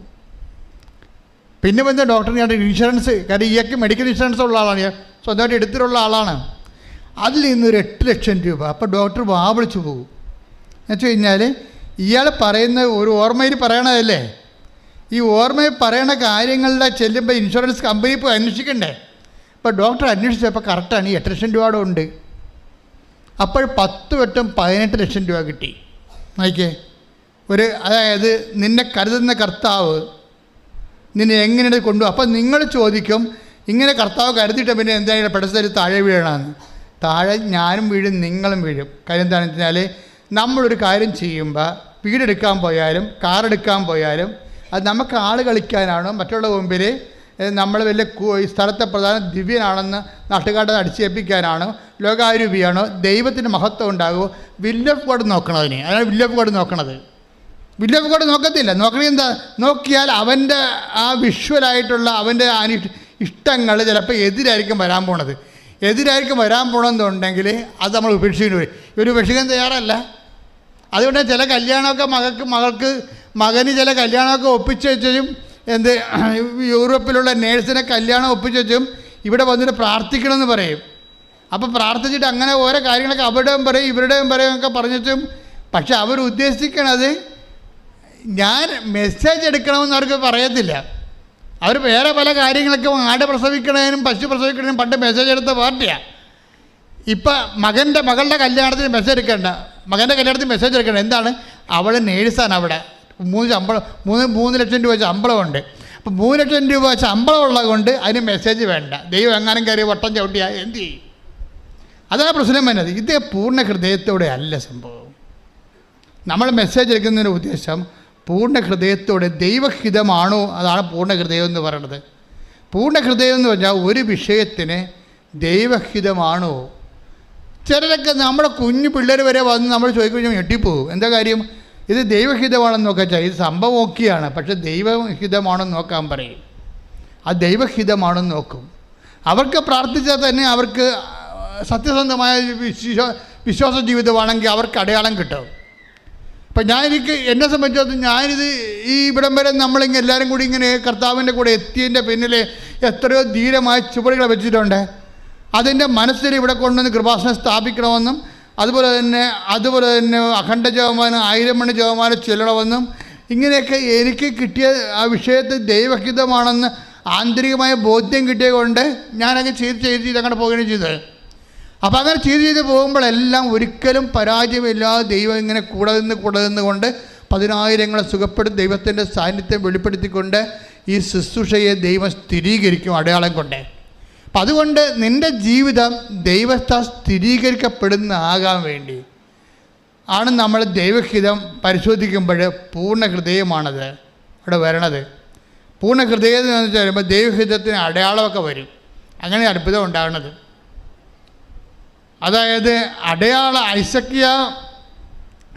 അതായത് യെശയ്യാ രാജാവ് ഭിത്തിക്ക് പുറംതിരിഞ്ഞ് നിന്നുകൊണ്ട് ആയുസ്സിന് വേണ്ടി പ്രാർത്ഥിക്കുമ്പോൾ യെശയ്യാ പ്രവാചകൻ അടുത്ത് നിൽപ്പുണ്ട്. പെട്ടെന്ന് അയാൾക്ക് ഇടിമിന്നൽ പോലെ കർത്താവിൻ്റെ ശക്തി ധരിച്ചിട്ട് അയാൾ പറയും, അതായത് അഹാബിൻ്റെ സൂര്യഘടികാരം 10 ചുവട് പുറകോട്ട് അതിൻ്റെ നിഴൽ വീശണത് നീ കാണും, അതാണ് അടയാളം. അപ്പോൾ 15 കൊല്ലം ഞാൻ ഇവന് ആയുസ് ദീർഘിപ്പിച്ച് കൊടുക്കുമെന്ന്. അപ്പോൾ ആയുസ് ദീർഘത്തിന് ദൈവം കൊടുത്തിരിക്കുന്ന അടയാളം എന്താണ്? നമുക്കറിയാം, സൂര്യകരിയാടം നിഴൽ ഇടത്തുനിന്ന് വലത്തോട്ട് പോയിക്കൊണ്ടിരിക്കുന്ന സമയത്ത് ആ വലത്തോട്ട് പോയിക്കൊണ്ടിരിക്കുന്ന സൂചി ഇടത്തോട്ട് വന്നിട്ട് ആ കാലം കഴിഞ്ഞുപോയ കാലത്തെ തിരിച്ച് റീഫണ്ട് ചെയ്ത് കൊടുക്കുന്നതാണ്. പക്ഷേ അത് അത്ഭുതവും അടയാളമാണ്. അപ്പം ദൈവവുമായിട്ട് ബന്ധപ്പെട്ട എല്ലാ കാര്യങ്ങൾക്കും അന്നും ഇന്നും എന്നും അടയാളമുണ്ട്. ഈ മനുഷ്യൻ്റെ ഓപ്പറേഷൻ, മെജോയുടെ ഓപ്പറേഷൻ എല്ലാം കഴിഞ്ഞ് ഇപ്പം എല്ലാവരും, അതായത് മുഖമൊക്കെ ഒടിഞ്ഞിരിക്കണല്ല, മുഖമെല്ലാം ഒടിഞ്ഞിരിക്കുകയാണ്, കൈ ഊരിയിരിക്കുകയാണ്, മുട്ട് 8 പൊട്ടിയിട്ടുണ്ട്, കണ്ണ് തെറിച്ച് പോയിട്ടുണ്ട്. ആദ്യം തന്നെ ഈ രാത്രി അച്ഛൻ ഇയാളെ കണ്ട ദിവസം തന്നെ രാവിലെ ഇയാൾ ഛർദ്ദിക്കാൻ തുടങ്ങി എന്താണ്? ഇയാളുടെ വയറ്റിൽ കിടക്കുന്ന ബ്ലഡ് മുഴുവനും ചങ്കിലെ ബ്ലഡെല്ലാം വയറ്റിൽ കിടക്കുകയാണ്. ആ വയറ്റിലെ ബ്ലഡെല്ലാം ഛർദ്ദിച്ചു പോയി. ഡോക്ടർമാർക്ക് പോലും മനസ്സിലായില്ല. ഈ ബ്ലഡ് അകത്ത് കിടക്കുന്നത് കൊണ്ടാണ് ഇയാൾക്ക് ശരിക്കും ഈ ഇൻഫെക്ഷൻ വന്ന് കിടക്കുന്നത് വയറ്റിൽ. എല്ലാം ടോട്ടൽ സിസ്റ്റം കൊളാപ്ഷൻ ആയിരിക്കുകയാണ് അവിടെ എല്ലാം. പക്ഷേ പെട്ടെന്ന് ഒരു മെഡിക്കേഷനും ഇല്ലാതെ ട്രീറ്റ്മെൻറ്റിൻ്റെ ഡോക്ടർമാരുടെ ബുദ്ധിക്ക് അപ്പുറത്തേക്ക് വയറ്റിൽ കിടന്നിരുന്ന ബ്ലഡ് പുറത്ത് ചാടി. അത് ദൈവം ചാടിച്ചതാണ്. ഏറ്റവും വലിയ നേഴ്സ്, ഏറ്റവും വലിയ ഡോക്ടർ ദൈവമാണ്. കാര്യം അത്രയും നേരം ചികിത്സിച്ചിട്ട് ഇയാളെ ടെസ്റ്റ് ചെയ്തേരം കണ്ടുപിടിക്കാഞ്ഞ രക്തം എവിടെയാണ് രക്തം പോയി കിടക്കണമെന്ന് വെച്ച് കഴിഞ്ഞാൽ വയറ്റിൽ പോയി കിടക്കുന്ന സംഭവം. ആ സാധനത്തിന് തന്നെ ഓട്ടോമാറ്റിക്കായിട്ട് പുറത്തേക്ക് ചടിക്കും. അപ്പം തന്നെ ഈ മനുഷ്യൻ എഴുന്നേറ്റിരിക്കാൻ പറ്റുന്ന രീതിയായി. നമുക്കറിയാമല്ലോ, വയർ പേരത്ത് ഛർദ്ദിച്ച് കഴിഞ്ഞാൽ തന്നെ നമുക്ക് തലക്ക് നേരെ വരികയില്ല. നമ്മൾ ആൾ ഓക്കെ ആയി വരുന്നു. പിന്നെ ഓപ്പറേഷൻ കഴിഞ്ഞിട്ട് ഇവിടെ പറഞ്ഞൊരു വാക്കുണ്ട്, എൻ്റെ മുഖമൊക്കെ പൊട്ടിയിരിക്കുകയല്ലേ. അപ്പോൾ ഡോക്ടർ ഇവരാണെങ്കിൽ ഈ പെങ്ങളാണെങ്കിൽ ആങ്ങളൊക്കെ വേണ്ടി ഉടമ്പടി എടുത്തിട്ട് നിരന്തരം പ്രാർത്ഥിച്ചിട്ട് ഉടമ്പടി തൈലമൊക്കെ കൊടുത്തു വിടുകയാണ് ബോംബെക്ക് ആശുപത്രിയിലോട്ട്. അതെല്ലാം പെരട്ടിയാണ് ഇങ്ങനെ ഈ പ്രാർത്ഥിച്ച് ഒരു ഇതിനെ അതിജീവിച്ചുകൊണ്ടിരിക്കുന്നത്. അവസാനം മുഖമെല്ലാം ഓപ്പറേഷൻ ചെയ്തപ്പോൾ ഡോക്ടർ ഭയങ്കര പേടിയാണ്. അതായത് ഈ മനുഷ്യൻ്റെ ലക്ഷണം മാറിപ്പോവും. പക്ഷേ അയാളെന്താ പറഞ്ഞത്, ഓപ്പറേഷനെല്ലാം കഴിഞ്ഞ് കഴിഞ്ഞപ്പോൾ ഈ മുട്ടിൻ്റെ ചിരട്ടയെല്ലാം കറക്റ്റ് ചെയ്ത് കൈയെല്ലാം ഓക്കെയാക്കി ഈ മനുഷ്യൻ ഒരു വീൽ ചെയറിൽ പോയി ക്രിസ്മസ് കുർബാന കണ്ട് പിന്നെ വടിയും പിടിച്ച് പോയി ഈ പ്രാർത്ഥനകൾ കൂടാൻ തുടങ്ങി. പിന്നെ നടക്കാൻ തുടങ്ങിയപ്പോൾ കണ്ണാടി നോക്കിയപ്പോൾ പറയണേ, എൻ്റെ പഴയ മുഖത്തേക്ക് ഞാൻ സുന്ദരനായിരിക്കണമെന്ന്. Hallelujah, hallelujah. അപ്പോൾ ഡോക്ടർ ചോദിച്ചു, നിങ്ങൾ ഏത് ദൈവത്തിനെയാണ് വിളിക്കണമെന്ന് ചോദിച്ചു. പിന്നെ ഇയാൾ മുഴുവനും ഇവിടെ നാട്ടിൽ കണ്ണൂർ വന്നതിന് ശേഷം പിന്നെ കൃപാസനത്തിൽ വന്നും പോയി നിൽക്കുക. അപ്പോൾ ആൾക്കാർ ചോദിക്കും, നീ എപ്പോഴും ആലപ്പുഴ ഓർഡറുണ്ടല്ലോ, നിനക്ക് എന്നാ കിട്ടണതെന്ന് ചോദിക്കുമ്പോൾ പറയും, എനിക്ക് എന്നെ തന്നെ കിട്ടിയതാണെന്ന് പറയും. ആ മനുഷ്യ സാക്ഷി നല്ല രസമാണ് കേൾക്കാൻ. എന്ന് വെച്ചാൽ ഒരു മനുഷ്യൻ ഇപ്പം അയാളും വൈഫും കൂടി അയർലൻഡിലോട്ട് പോവുകയാണ്. അതാണ് സംഭവം. നമ്മൾ ഈ കഥ കേട്ടോണ്ടുന്ന സമയത്ത് നിങ്ങളെന്ത് വിചാരിച്ചു? അവരുടെ ജീവിതം തീർന്നെന്ന് വിചാരിച്ചു. ശവമായിട്ടെന്ന് പറഞ്ഞ മനുഷ്യനെ ഇപ്പോൾ ഭാര്യയും ഭർത്താവും കൂടി വിസ റെഡിയായി രണ്ടുപേരും കൂടി ഈ ആഴ്ച അയർലൻഡിലോട്ട് പോവുകയാണ്. ദൈവത്തിന് നിൻ്റെ ജീവിതം പുനരുദ്ധരിച്ചെടുക്കാൻ സെക്കൻഡുകൾ മതി. ശ്രുതിക്കട്ടെ ഹല്ലേലൂയ. എൻ്റെ ആയുസിൻ്റെ നിഴല് കഴിഞ്ഞുപോയ കാലത്തെ തിരിച്ചു തരാൻ കർത്താവിന് കഴിയുമോ? അതുകൊണ്ടാണ് അച്ഛൻ പറയണത്, ഉടമ്പടി അതിൻ്റെ സാധ്യത എന്താണെന്ന് നമുക്ക് ഇപ്പോഴും അറിയാൻ പാടില്ല. ഉടമ്പടിയുടെ സാധ്യത എന്താണെന്ന് ഇപ്പം കണ്ണൊക്കെ പറയാൻ എന്താണ്, അത് നിത്യതയുടെ താക്കോലാണെന്നൊക്കെ അവർ പറയണം. ജ്ഞാനസ്നാനപ്പെടാത്ത ആൾക്കാരാണ് അനുഭവത്തിൽ നിന്ന് നിത്യതയെക്കുറിച്ചൊക്കെ പറയണത്. എന്തോ ഒരു സംഭവമാണ്. പക്ഷേ ഇതിൻ്റെ അതായത് ഞാൻ എന്താ ഇപ്പം ഇങ്ങനെ പറയണമെന്ന് വെച്ച് കഴിഞ്ഞാൽ, സാക്ഷ്യങ്ങളെല്ലാം നിങ്ങൾ 1 by 1 ആയിട്ട് കേൾക്കണം. ഒരു കാലത്ത് കേൾക്കാത്ത ഉടമ്പടി അനുഭവങ്ങളാണ് നമ്മൾ ഓരോ ദിവസവും കേട്ടുകൊണ്ടിരിക്കുന്നത്. ഞാൻ നേരത്തെ പറഞ്ഞിരിക്കുന്ന മോളുടെ പേരെന്നായിരുന്നു, സിമി, തൃപ്പൂണിത്തറ. എൻ്റെ പരിപാടി 3 പ്രാവശ്യം അവർക്ക് ക്യാൻസർ വന്നു. ക്യാൻസർ വന്നിട്ട് 3ാമത്തെ പ്രാവശ്യം അവർക്ക് അതാ പറഞ്ഞപ്പോൾ വിട്ടുപോയി അല്ലേ.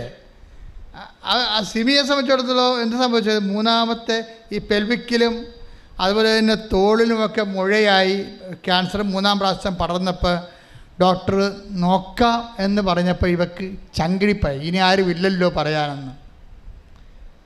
അപ്പോൾ അവൾ കർത്താവിൻ്റെ മുമ്പിൽ കണ്ണീരിട്ടും പറയും, എനിക്ക് ജീവിക്കണം, എൻ്റെ ആയുസ് നീട്ടിത്തരണം. ഡോക്ടർ വരെ പറഞ്ഞ എന്താണ്, നമുക്ക് നോക്കി. ഇന്ന് വരെ ആ ഡോക്ടർ അങ്ങനെ പറഞ്ഞിട്ടില്ല, ഇതിപ്പോൾ ശരിയാവും, കുഴപ്പമില്ല എന്ന് പറഞ്ഞിട്ട് ഡോക്ടർ ഇപ്പോൾ പറയണത് നമുക്ക് നോക്കാവുന്നതാണ്. അപ്പോൾ ഡോക്ടറിൻ്റെ പറച്ചിലിൽ ഒരു ആത്മവിശ്വാസക്കുറവാണ്. അപ്പോൾ നോക്കിയപ്പോൾ ഞാൻ സയൻസ് ഉണ്ടല്ലോ, ഡോക്ടറുണ്ടല്ലോ, മരുന്നുണ്ടല്ലോ എന്നൊക്കെ പറഞ്ഞാണ് ഞാൻ ഇരുന്നത്. അപ്പം മരുന്നുമില്ല, ഡോക്ടറുമില്ല, സയൻസുമില്ല, എൻ്റെ ജീവനും ഇല്ലാത്ത അവസ്ഥയിലേക്ക് കൈവിട്ട് വൈകിട്ട് പോണകയാണ്. പറഞ്ഞ് എനിക്ക് കണ്ണീരോടെ വന്നിട്ട് മാതാവിനോട് പറയാം, എനിക്ക് ജീവിക്കണം അമ്മയെന്ന് പറയും, എനിക്ക് ജീവിക്കണമെന്ന് പറയാം. അപ്പം ജീവിക്കണമെന്ന് പറഞ്ഞതിട്ട് കരഞ്ഞിട്ടാണ് പറയണത്. അപ്പോൾ എൻ്റെ അടുത്തും കൊണ്ടുവന്ന് അപേക്ഷ കടലാതെ തരും, ഇതാണ് എൻ്റെ അവസ്ഥ, ഡോക്ടർ നമുക്ക് നോക്കാമെന്ന് പറയണത്, എനിക്ക് ജീവിക്കണം അച്ഛൻ എന്ന് പറയും.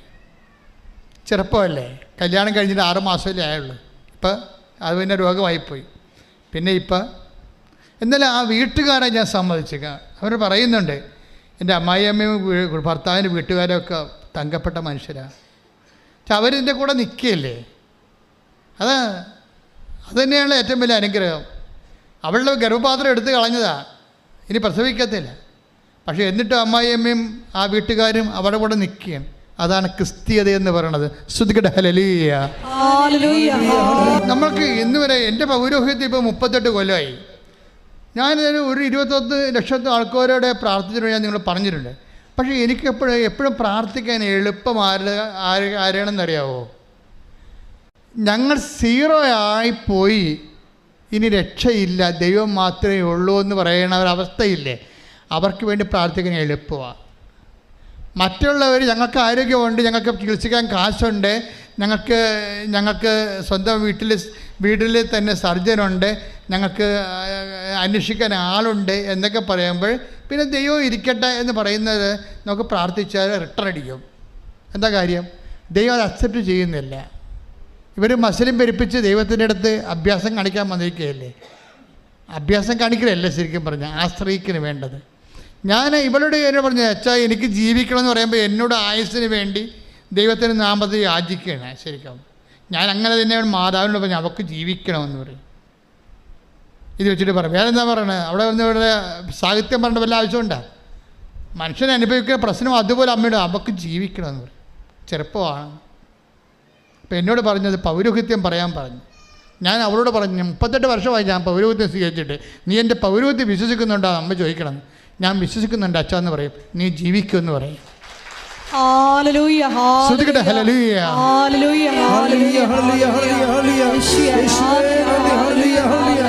ദിവ്യകാരുണ്യത്തിന് എനിക്ക് കിട്ടിയ പൗരോഹിത്യത്തെ കുറിച്ച് എനിക്ക് നല്ല മതിപ്പാ. എന്താ കാര്യം വെച്ച് കഴിഞ്ഞാൽ, ഞാൻ പട്ടക്കല്യാണത്തിൻ്റെ ദിവസം ഞാൻ എൻ്റെ കുറി, എൻ്റെ കുർബാന ഉടുപ്പ് ഞാൻ തന്നെ ഡിസൈൻ കൊടുത്ത വരപ്പിച്ചത്. അതിൻ്റെ അകത്തൊരു കുഞ്ഞാടാണ് ഉണ്ടായിരുന്നത്. ഒരു കുഞ്ഞാട്, ലോകത്തിൻ്റെ പാപങ്ങൾ നീക്കുന്ന ദൈവത്തിൻ്റെ കുഞ്ഞാട്. ഉടുപ്പ് ഇപ്പോഴും സൂക്ഷിച്ചിട്ടുണ്ട്. കുഞ്ഞാടിൻ്റെ നടുക്ക് കൂടി കുരിശു കുത്തി ഇറക്കിയിട്ട് കുഞ്ഞാട് പാപത്തിന് പരിഹാരം ചെയ്യുന്ന ഒരു കുഞ്ഞാടിൻ്റെ രൂപമാണ് എൻ്റെ കുർബാന ഉടുപ്പ് ഉണ്ടായിരുന്നത്. എൻ്റെ കുർബാനയുടെ ഉടുപ്പിൻ്റെ അവിടെ കത്തിൽ അച്ഛന്മാർക്ക് കൊടുത്തിരുന്ന നാട്ടുകാർക്ക് കൊടുത്തിരുന്ന കത്തിൻ്റെ ഒരു 2 ഫ്ലോപ്പ് ഉണ്ടായിരുന്നു. ഒരു ഫ്ലോപ്പിൻ്റെ ഫ്രണ്ടിലൊരു ഫ്ലോപ്പ്, രക്ഷിച്ചവന് തല കൊടുത്തു എന്നും പറഞ്ഞ് ഒരു ചെറിയ കഥയാണ്. രക്ഷിച്ചവന് തല കൊടുത്തു എന്ന് പറഞ്ഞു. എന്താ കാര്യം? ഞാൻ 2ാം ക്ലാസ്സിൽ പഠിച്ചൊരു പാഠമാണ്. ഞാൻ കർത്താവിനെ കുറിച്ചൊക്കെ ഓർക്കുമ്പോൾ ഞാൻ ഈ 2ാം ക്ലാസ്സിലെ പാഠം ഓർക്കും. എന്താ പാഠം എന്ന് വെച്ചാൽ, 2ാം ക്ലാസ്സിൽ ഒരു കർഷകൻ, നിങ്ങളും പഠിച്ചു കാണും ആ പാഠം. 2ാം ക്ലാസ്സിൽ പാഠത്തിലൊരു ഒരു കഥയുണ്ടായിരുന്നു. ഒരു കർഷകൻ ഒരു ചപ്പകൂനയിൽ വന്ന് കുപ്പത്തൊട്ടി വന്ന് നോക്കുമ്പോൾ ഒരു വാഴ വിത്ത് അവിടെ ഇങ്ങനെ ചെതലരിച്ച് കിടക്കണ കണ്ടു. അപ്പം കർഷകൻ ആ വാഴ വിത്ത് എടുത്തുകൊണ്ട് പോയി സ്വന്തം പറമ്പിൽ ചവറെല്ലാം കളഞ്ഞ് വെച്ച് വെള്ളവും വിട്ട് ഒഴിച്ചൊക്കെ അതിനെ വളർത്തി കുറേ നാളായപ്പോൾ നല്ല ശരിക്കും ചട്ടച്ച് വളർന്ന് ഭംഗിയായിട്ട് വലിയൊരു കൊലയുമായിട്ട് കൊഴിച്ചപ്പോൾ ആ രക്ഷിച്ചവനെ, ആ കർഷകനെ ആ കൊല വെട്ടി കർഷകൻ അരിവാളം കൊണ്ടുവന്നപ്പോൾ തല ചായച്ചു കൊടുക്കുന്ന വാഴയെപ്പോലെ നിൽക്കുകയാണ്. അതാണ് ഞാൻ എൻ്റെ പട്ടക്കല്യാണ പുസ്തകത്തിൽ. അപ്പോൾ എനിക്ക് പൗരോഹിത്യത്തെക്കുറിച്ചും ക്രിസ്തുവിനെക്കുറിച്ചുമൊക്കെ നല്ല ബോധത്തോടെയാണ് പൗരോഹിത്യം സ്വീകരിച്ചത്. കാര്യം കർത്താവ് രക്ഷകനാണെന്നും അവൻ ജീവൻ കൊടുക്കാൻ വേണ്ടി മാത്രം അവൻ പോകുന്നവനാണെന്നൊക്കെ മനസ്സിലാക്കിയിട്ട് തന്നെയാണ് പൗരോഹിത്യം. അതാണ് ഞാൻ അവളോട് ചോദിച്ചത്, എൻ്റെ പൗരോഹിത്യം നീ വിശ്വസിക്കുന്നുവോ? കർത്താവ് എനിക്ക് തന്ന പൗരോഹിത്യത്തിലാണ്. അത് കർത്താവിൻ്റെ പൗരോഹിത്യമാണ്. ആ ജനങ്ങളുടെ മുറിവുണക്കുന്നതാണ് അറ്റകൈ പ്രയോഗമുള്ളതാണത്. അവസാനം അത് അറ്റകൈ പ്രയോഗം എന്ന് പറയുന്നത് ഒരു മനുഷ്യൻ തീർന്നു എന്ന് കാണുമ്പോൾ കർത്താവിൻ്റെ നാമത്തിൽ അവന് വേണ്ടി പ്രാർത്ഥിച്ചിട്ട്, ഞങ്ങൾക്കറിയാമല്ലേ എലീശ പ്രവാചകന്റെ പുസ്തകത്തിൽ 2-ാം അധ്യായം 18-ാം വാക്യം വായിച്ച് സ്തുതിക്കട്ടെ. Hallelujah hallelujah hallelujah hallelujah hallelujah യേശുവേ നന്ദി നന്ദി നന്ദി hallelujah hallelujah hallelujah hallelujah hallelujah hallelujah hallelujah യേശുവേ സ്തുതി hallelujah hallelujah hallelujah hallelujah hallelujah. 2 രാജാക്കന്മാർ 2:18. എലീശ ജെറിക്കോയിൽ കാത്തു നിൽക്കുമ്പോൾ അവർ മടങ്ങി വന്നു. അവൻ അവരോട് പറഞ്ഞു, പോകേണ്ട എന്ന് ഞാൻ പറഞ്ഞതല്ലേ? നഗരവാസികൾ എലീശയോട് പറഞ്ഞു, അങ്ങ് കാണുന്നില്ലേ ഈ പട്ടണം ജീവിക്കാൻ പറ്റിയതാണ്, എന്നാൽ വെള്ളം മലിനവും നാട് ഫലശൂന്യവുമാണ്. ഒരു പുതിയ പാത്രം കൊണ്ടുവന്ന് അതിൽ ഉപ്പിടുവിനെന്ന് അവൻ പറഞ്ഞു. അവർ അങ്ങനെ ചെയ്തു. അവൻ ഉറവയ്ക്കടുത്ത് ചെന്ന് ഉപ്പ് അതിലിട്ടുകൊണ്ട് പറഞ്ഞു, കർത്താവ് അരുൾ ചെയ്യുന്നു, ഞാൻ ഈ വെള്ളം ശുദ്ധീകരിച്ചിരിക്കുന്നു. ഇനി ഇത് മരണത്തിനോ ഫലശൂന്യതയ്ക്കോ കാരണമാവുകയില്ല. ഇത് കണ്ടില്ലേ മക്കളെ? ജെറിക്കോയാണ് പട്ടണം. ജെറിക്കോയുടെ പട്ടണം ജീവിക്കാൻ കൊള്ളാം, പക്ഷേ എന്താ പറ്റും? വെള്ളത്തിലത് വിഷമാണ്. വെള്ളത്തിൽ വിഷം വന്നു കഴിഞ്ഞാൽ പിന്നെ എന്താണ്? വെള്ളം കുടിക്കാൻ പറ്റത്തില്ല. പിന്നെ ജനങ്ങൾ കുടിയൊഴിഞ്ഞ് പോകണം. അപ്പം ജീവിക്കാൻ കൊള്ളാവുന്ന പട്ടണമാണെങ്കിലും വെള്ളമില്ലാത്ത കാരണം ജീവിക്കാൻ പറ്റാത്തൊരവസ്ഥയായി. അപ്പം എലീശ അവരോട് പറയണത് എന്താണ്? എലീശ പറയുന്നത് അതായത് ജീവിക്കാൻ കൊള്ളാത്ത നമ്മുടെ ജീവിതം അങ്ങനെയാണ്. നമുക്ക് ജീവിക്കാൻ പറ്റണില്ലാത്തൊരവസ്ഥയാണെന്ന് വിചാരിച്ചു. നമ്മുടെ ജീവിതത്തിൻ്റെ പല തിക്കുമുട്ടുകളും പല സമ്മർദ്ദങ്ങളും കാരണം നമുക്ക് ജീവിക്കാൻ പറ്റണില്ല. അങ്ങനെയുള്ള അവസ്ഥകൾ വരുമ്പോൾ സ്വാഭാവികമായിട്ട് നമ്മുടെ കയ്യിലുള്ള ആസ്തി എന്താണ്? എലീഷ പറഞ്ഞു കേട്ടില്ലേ, നിങ്ങൾ ഇത്തിരി ഉപ്പ് കൊണ്ടുവരിക. എന്ത് ഉപ്പ് കൊണ്ടുവരുന്നത് എന്താണ് എലീഷ പറയണത്? പറഞ്ഞേ, വായിച്ചേ. അവൻ ഉറവയ്ക്ക് അടുത്ത് ചെന്ന് 2 രാജാക്കന്മാർ 2, 18, 16, 18, 19, 20. അവൻ ഉറവയ്ക്ക് അടുത്ത് ചെന്ന് എലീഷ ഉറവയ്ക്ക് അടുത്ത് ചെന്ന് ഉപ്പ് അതിലിട്ടുകൊണ്ട് പറഞ്ഞു, കർത്താവ് അരുളി ചെയ്യുന്നു, ഞാൻ ഈ വെള്ളം ശുദ്ധീകരിച്ചിരിക്കുന്നു. Praise the Lord. അതായത് ഈ ഉപ്പെടുത്തിട്ട് കർത്താവിൻ്റെ നാമത്തിലാണ് ഇവനെ ശുദ്ധീകരിക്കണത്. അപ്പോഴ് ഈ വിഷമായിരുന്ന വെള്ളത്തിൻ്റെ വിഷം മാറിയിട്ട് അതങ്ങ് മധുരിക്കാൻ തുടങ്ങും. എന്ന് വെച്ചാൽ പൗരോഹിത്യം ഇതുപോലെയാണ്. തകർന്നു വരുന്ന മനുഷ്യൻ ജീവിക്കാൻ പറ്റാത്ത അവസ്ഥയിലേക്ക് വരുമ്പോൾ ഞാൻ ചിലപ്പോൾ ഉപ്പ് കൊടുക്കും, ചിലപ്പോൾ നമുക്ക് ഉടമ്പടി തൈലം കൊടുക്കും. എന്തിനാണ്? ഇത് കർത്താവിൻ്റെ നാമത്തിലാണ്. ക്രിസ്തുവിൻ്റെ പൗരോഹിത്യം അത് വിധിപ്രകാരം, അത് ഞാൻ എപ്പോഴും പൗരോഹിത്യ വിധിപ്രകാരം എന്ന് പറയുന്നതിന് കാരണം എല്ലാവർക്കും ഈ പൗരോഹിത്യമുണ്ട്. അതെല്ലാവരും അതുപോലെ ഒന്ന് ഉപയോഗിച്ചാൽ മതി. ആ പൗരോഹിത്യം കൊണ്ട് നമ്മൾ വേറെ എന്തെല്ലാം ചെയ്യണമുണ്ട്. പക്ഷെ അടിസ്ഥാനപരമായിട്ട് അതുകൊണ്ട് ഉദ്ദേശിക്കുന്ന ജനങ്ങളുടെ മുറിവ് ഉണക്കുകയാണ്. മുറിവ് വെച്ച് കെട്ടുക, മുറിവ് ഉണക്കുക, തകർന്നു പോയതിനെ കർത്താവിൻ്റെ തിരുസേനയിലേക്ക് തിരിച്ച്, ദൈവത്തിൽ നിന്ന് അകന്നു പോയതിനെ തിരിച്ചു കൊണ്ടുവരിക. അതുപോലെ തന്നെ ചട്ടവും മുടന്നുകൊള്ളതിനെ ചുമലിലേറ്റുക. ഇങ്ങനെ അടിസ്ഥാനപരമായ ജോലി പൗരോഹിത്യത്തിനുണ്ട്. ആ പൗരോഹിത്യത്തിന് അടിസ്ഥാനപരമായ ജോലി അതുപോലെ ചെയ്യുമ്പോഴാണ് ദൈവം നമ്മളെ, ശുശ്രൂഷകളെ അടയാളങ്ങൾ നൽകി അനുഗ്രഹിക്കുന്നത്. കാര്യം അതുകൊണ്ടാണ് അന്ന് പറയണത്, നീ എൻ്റെ പൗരോഹിത്യം വിശ്വസിക്കുന്നുണ്ടോ എന്ന് ചോദിക്കുമ്പോൾ അതിൻ്റെ അർത്ഥം എന്നെ വിശ്വസിക്കുന്നുണ്ടോ, ഞാനൊരു അത്ഭുത ജീവിയാണെന്ന് പറഞ്ഞാൽ അല്ല എൻ്റെ അർത്ഥം. എനിക്ക് പട്ടം തന്ന കർത്താവിൽ വിശ്വസിക്കുന്നുണ്ടെന്നാണ് ചോദിക്കണത്. കർത്താവിൻ്റെ പൗരോഹിത്യം നീ വിശ്വസിക്കുന്നുണ്ടെന്നാണ് ചോദിക്കണത്. അവൾ ഉണ്ടെന്ന് പറയുമ്പോൾ ആ രാത്രി മുകളിലത്തെ മുഴയും അരക്കെട്ടിൻ്റെ മുഴയും അപ്രത്യക്ഷമാകും. അതാണ് ക്രിസ്തുവിൻ്റെ പൗരോഹിത്യത്തിൻ്റെ ശക്തി എന്ന് പറയണത്. നിങ്ങൾ ഈ നേർച്ച വസ്തുക്കൾ ഉപയോഗിക്കുമ്പോൾ സൂക്ഷിക്കണം. കാര്യം എന്ന് വെച്ച് കഴിഞ്ഞാൽ അത് ദൈവത്തിൻ്റെ ശക്തിയിൽ ആശ്രയം നിങ്ങൾക്ക് നൽകുമ്പോൾ നിങ്ങളുടെ ജീവിതവും വിശുദ്ധതയോടെ പൂർണ്ണ ഹൃദയത്തോടെ ദൈവത്തിൻ്റെ സ്നേഹത്തെ പ്രതി പുനഃക്രമീകരിച്ചുകൊണ്ട് ദൈവത്തിന് പ്രവർത്തിക്കാൻ, ദൈവത്തിന് വേണ്ടി ജീവിക്കാൻ വേണ്ടി മാത്രമുള്ള കൊതിയും അതുപോലെ ആർജവത്വം ഉണ്ടായി കഴിയുമ്പോൾ ഉടമ്പടി 1 അല്ല 9 കാര്യം ഉടനെ നടക്കും. ശ്രദ്ധിക്കട്ടെ. അനാവശ്യമായ ഒരു വേവലാതിയുടെയും ഒരു ആവശ്യമില്ല. നിങ്ങൾ ജീവിക്കുന്ന കർത്താവിൻ്റെ മുമ്പിലാണ് നിൽക്കുന്നത്. ഒരു ബന്ധവും സ്വന്തവും ഇല്ലെങ്കിലും കർത്താവ് ആ മനുഷ്യനെ ഒരു ബന്ധമില്ലാത്ത, അതായത് മെജോ ഇവിടെ വന്നപ്പോൾ സാക്ഷ്യം പറഞ്ഞപ്പോൾ പറയണേ, ഞാനിതെല്ലാം സുഖപ്പെട്ട് മിടുക്കനായി കർത്താവ് എന്നെ ഉടമ്പടി ചെയ്യിക്കാൻ വേണ്ടി ഇവിടെ വന്നപ്പോൾ സന്ദർഭവശാൽ എനിക്ക് വേണ്ടി 10 ലക്ഷം രൂപ എൻ്റെ ആങ്ങളേണെന്നും പറഞ്ഞ് രജിസ്റ്റർ ചെയ്ത നേഴ്സോട് നിൽപ്പുണ്ടായിരുന്നെന്ന്. അതല്ലേ പ്രശ്നം. അപ്പം ഞാൻ ചോദിച്ചു എന്താ വന്നെന്ന് ചോദിച്ചേ. അപ്പോൾ പറഞ്ഞ് മക്കളില്ല, 10 വർഷമായെന്ന്. അപ്പം മെജോ പറഞ്ഞ് എൻ്റെ ഉടമ്പടി നേഴ്സിൻ്റെ കാര്യം കൂടി ഞാൻ എഴുതിക്കൊള്ളാം എന്ന് പറഞ്ഞ് അവർക്കിപ്പോൾ ഒരു കൊച്ചുണ്ട്.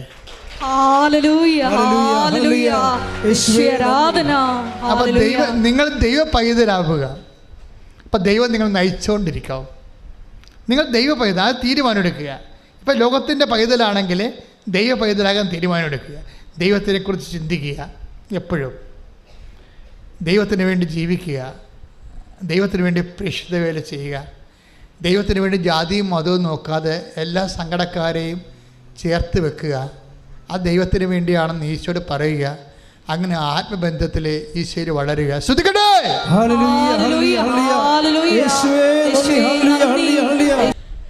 ഒരു കുറവില്ല. ഉടമ്പടിയിൽ എന്തും സംഭവിക്കാമെന്ന് മനസ്സിലായില്ലേ? ദൈവം നയിച്ചുകൊണ്ടിരിക്കുന്ന ഒരു സമൂഹമാണ്. ഈ ആധുനിക കാലത്തെ കറക്റ്റായിട്ടുള്ള ദൈവജനമാണ് നമ്മൾ. ശ്രദ്ധിക്കട്ടെ. ഹല്ലേലൂയ.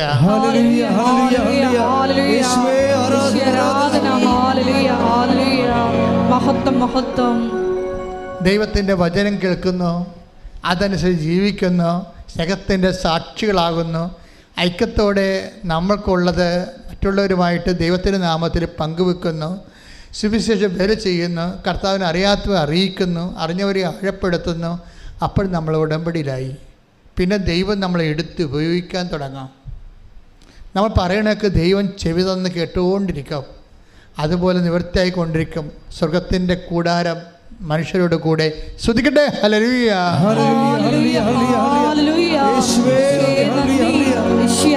പരിശുദ്ധ പരമ ദിവ്യകാരുണ്യത്തിന് മത്തായി 3:9 നമ്മൾ വായിച്ചു. ഞങ്ങൾക്ക് അവരുണ്ട്, ഇവരുണ്ട്, അതുണ്ട്, ഇതുണ്ട് ഒന്നും പറയണ്ട. ഞങ്ങൾക്ക് നമ്മുടെ ഇല്ലായ്മകൾ പറയാനാണ് പരിശുദ്ധ അമ്മ ഇവിടെ നിങ്ങളെ കാത്തിരിക്കുന്നത്. അല്ല, ഉണ്ടെന്ന് പറയാനില്ല. ആധ്യാത്മിക ജീവിതത്തിൽ ഉണ്ടെന്ന് പറയണത് നെഗറ്റീവ് ഇഫക്റ്റും ഇല്ലെന്ന് പറയണത് പോസിറ്റീവ് ഇഫക്റ്റുമാണ്. ഞങ്ങൾക്ക് എബ്രാഹത്തിൻ്റെ ഞങ്ങൾക്ക് പിതാവ് എബ്രാഹം ഉണ്ട് എന്ന് പറയുമ്പോൾ അവർ റിജക്റ്റായപ്പെടുകയും അവർക്ക് വീഞ്ഞില്ല എന്ന് പറയുമ്പോൾ അവർ അനുഗ്രഹിക്കപ്പെടുകയും ചെയ്യുന്ന ദൈവത്തിൻ്റെ ഒരു മനസ്സിൻ്റെ ഒരു ആവിഷ്കാരമാണ് ഉടമ്പടി. ശ്രുതികട്ടെ. ഹല്ലേലൂയ.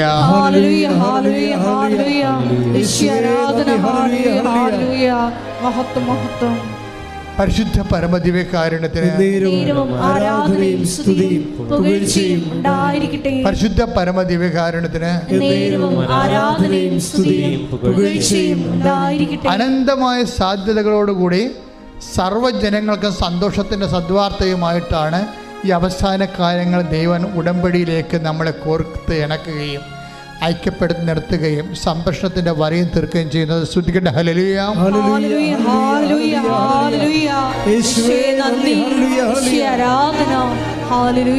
പരിശുദ്ധ പരമ ദിവ്യകാരുണ്യത്തിന് പരിശുദ്ധ പരമ ദിവ്യകാരുണ്യത്തിന് അലർജി രോഗികൾക്ക് വേണ്ടി പ്രാർത്ഥിക്കാൻ ഈശോ പറയുന്ന ചിലപ്പോൾ ആന്തരികമായ അലർജി എന്താണെന്ന് കണ്ടുപിടിച്ച് കാണത്തില്ല. പലതരത്തിലുള്ള രോഗങ്ങളുണ്ട്. പക്ഷേ 10,000 തരം അലർജികളുണ്ട്. ഇന്ന് വരെ നിൻ്റെ ശരീരത്തിൽ അലർജിയുടെ എന്ത് കണികയാണെന്ന് ഡിറ്റക്റ്റ് ചെയ്തിട്ടില്ലെന്ന് വിചാരിച്ചോ? നിൻ്റെ ശരീരത്തിന് പുറത്തും അകത്തും ഉണ്ടാകുന്ന അലർജി ഇതുവരെ അടയാളപ്പെടുത്താത്തതാണ് എങ്കിൽ കർത്താവിൻ്റെ വിശുദ്ധമായ രക്തം തളിക്കപ്പെടാൻ വേണ്ടി ഓൺലൈനിലുള്ളവർ ഇവിടെ ഉള്ളവരെ സ്തുതിച്ച് പ്രാർത്ഥിക്കട്ടെ. ഇപ്പോൾ കർത്താവ് അത്ഭുതങ്ങളും അടയാളം കാണിക്കും. ശ്രുതിക്കട്ടെ, ശ്രുതിക്കട്ടെ, എൻ്റെ കർത്താവിൻ്റെ ഉന്നതമായ നാമത്തിൽ സഭയുടെ അധികാരത്തിൽ കുറിച്ചിൻ്റെ അടയാളത്തിൽ എല്ലാത്തരം അലർജികൾ, അജ്ഞാതമായ അലർജി രോഗികൾ യേശു ക്രിസ്തു നാമത്തിൽ പൂർണ്ണമായ സൗഖ്യം പ്രാപിക്കട്ടെ. ശ്രുതിക്കട്ടെ. സമ്പത്തില്ല, അതുപോലെ തന്നെ നമ്മുടെ പൈസ കുടുങ്ങിപ്പോയി, പലരുടെ കയ്യിലായിപ്പോയി. ഇനി ജോലി കിട്ടിയാലും അതിന് മുടക്കാനും പോകാനും ഒന്നും കാശില്ല, ഒരു ഗതിയും ഇല്ലാതെ ഇരിക്കുന്നു. ഇനി ദൈവം എന്നെ അനുഗ്രഹിച്ചാൽ പോലും അത് അനുഭവിക്കാനുള്ള യോഗ്യത എനിക്കില്ല എന്ന് പറയുന്നവർക്ക് വേണ്ടി അഭിഷേകത്തിനായി ശ്രുതിക്കട്ടെ. ശ്രുതിക്കട്ടെ. ഹല്ലേലൂയ. ശ്രുതിക്കട്ടെ. ജീവിതത്തിന് വഴി കാണാതെ അലയുന്ന മക്കൾക്ക് പുതിയ വഴികൾ, ഉടമ്പടി പ്രകാരമുള്ള പുതിയ വഴികൾ ഈ ആരാധനയിലും തുറന്നു കൊടുക്കണമേ. ഹല്ലേലൂയ. മഹത്വം, മഹത്വം, ആരാധന, ആരാധന. ഹല്ലേലൂയ. യേശുവേ നന്ദി.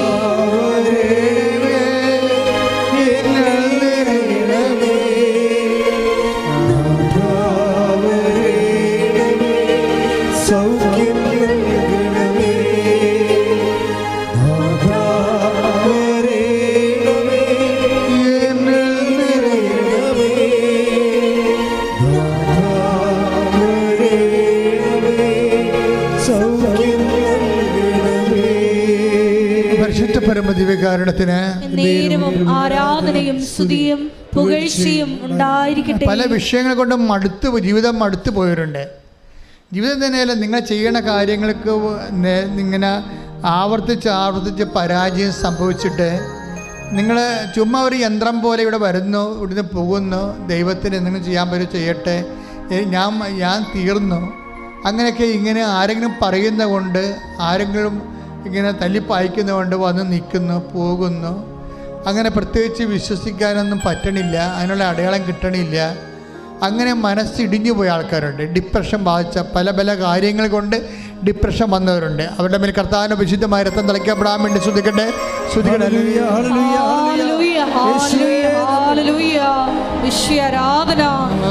മാനസികമായി തളർന്നിരിക്കുന്ന മക്കൾക്ക്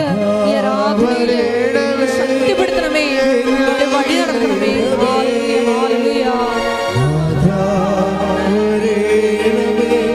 സൗഖ്യം നൽകണമേ,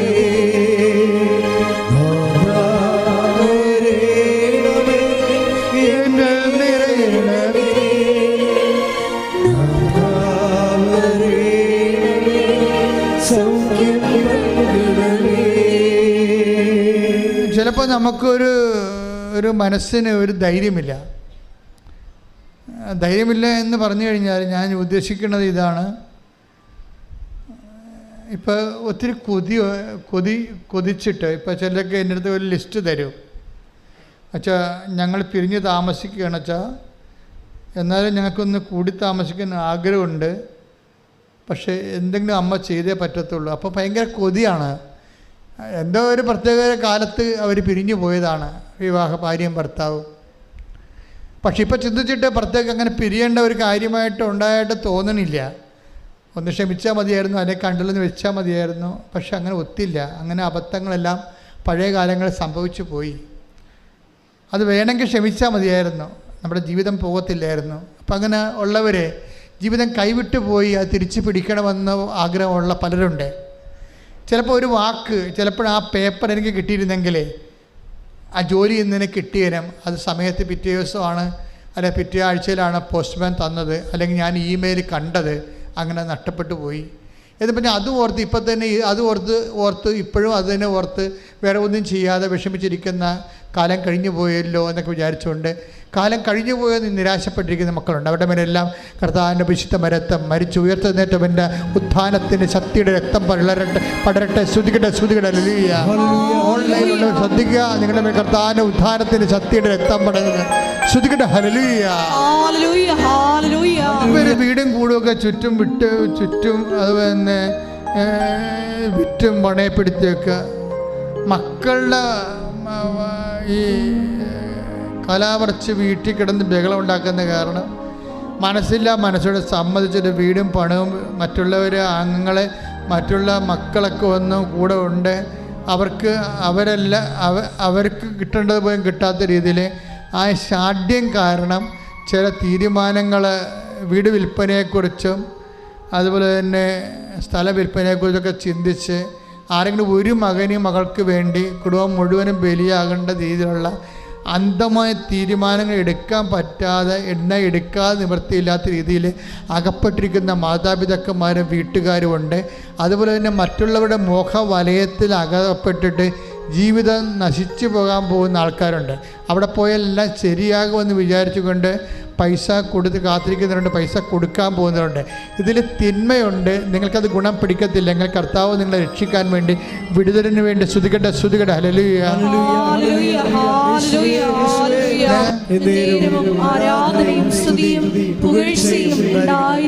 അകപ്പെട്ട ജീവിതങ്ങൾ, മുരടിച്ച ജീവിതങ്ങൾ. ഇപ്പം ഇന്നലെ ഒരു സാക്ഷി ഇവിടെ ഉണ്ടായിരുന്നു. അച്ഛൻ്റെ അഭിപ്രായം നിങ്ങളെ പ്രതീക്ഷകളെ ഇപ്പം ഞാൻ പറഞ്ഞ ലേഡിക്ക് ഗർഭപാത്രം പോലും ഇല്ല, അവൾ ചെറുപ്പക്കാരത്തിയാണ്. എന്നിട്ട് അവർ ദൈവത്തിൽ വിശ്വസിച്ച് സന്തോഷിച്ച് ജീവിക്കുക. അവർ അങ്ങനെ അതായത് എന്തെങ്കിലും നഷ്ടപ്പെട്ടെന്ന് വിചാരിച്ചുകൊണ്ട് ജീവിതം പോയത് നിങ്ങൾ തീരുമാനിക്കരുത്. ദൈവം നഷ്ടപ്പെട്ടാൽ മാത്രമേ ജീവിതം പോകത്തുള്ളൂ, അല്ലെങ്കിൽ ജീവിതം പോകത്തില്ല. ദൈവത്തെക്കാൾ നിങ്ങളുടെ ജീവിതത്തെക്കാൾ വലുതാണ് ദൈവം. ശ്രുതികട്ടെ. ഹല്ലേലൂയ.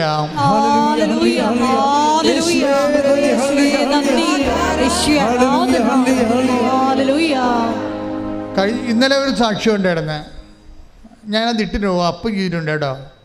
സാക്ഷി ഇതാണ്: ഭർത്താവിന് 50 വയസ്സ്, ഭാര്യയ്ക്ക് 43 വയസ്സ്, വർഷങ്ങളായിട്ട് മക്കളില്ല. അപ്പം ഒരുമാതിരിപ്പെട്ട ചികിത്സകളെല്ലാം കഴിയും. 50 വയസ്സായിട്ട് മക്കളില്ലെങ്കിൽ ലോകത്തിലുള്ള മുഴുവൻ ചികിത്സ അവരെടുത്തിട്ടുണ്ട്. അപ്പം തീർച്ചയായിട്ടും വൈദ്യശാസ്ത്രം ആ ചാപ്റ്റർ ക്ലോസ് ചെയ്തെന്ന് വിചാരിച്ചോ? പക്ഷെ ദൈവം ക്ലോസ് ചെയ്യാത്തടത്തോളം ഒരു ചാപ്റ്ററും ആർക്കും ക്ലോസ് ചെയ്യാൻ പറ്റത്തില്ല. ഒരൊറ്റ ഉടമ്പടി. അവർക്കിപ്പോൾ ഒരു കുഞ്ഞുണ്ട്. ശ്രുതികട്ടെ ഹല്ലേലൂയ. 50 വയസ്സായ ഭർത്താവിനാണ് കുഞ്ഞ്. അതാ 43 വയസ്സുള്ള ഭാര്യയ്ക്കാണ് കുഞ്ഞെന്ന് പറയണം. അപ്പം നിങ്ങൾ ഒരു ഫയലും മടക്കി വെക്കണ്ട. അമ്മയോട് അത് പറയാൻ പറ്റണ പോലെ വിശ്വാസത്തിൽ, വിശ്വസ്തതയിൽ, പൂർണ്ണ ഹൃദയത്തോടെ ഉടമ്പടി ജീവിച്ചുകൊണ്ട് നിങ്ങളുടെ കണ്ണീര് ദൈവത്തിനെ ഏൽപ്പിക്കുക. ശ്രുതികട്ടെ ഹല്ലേലൂയ.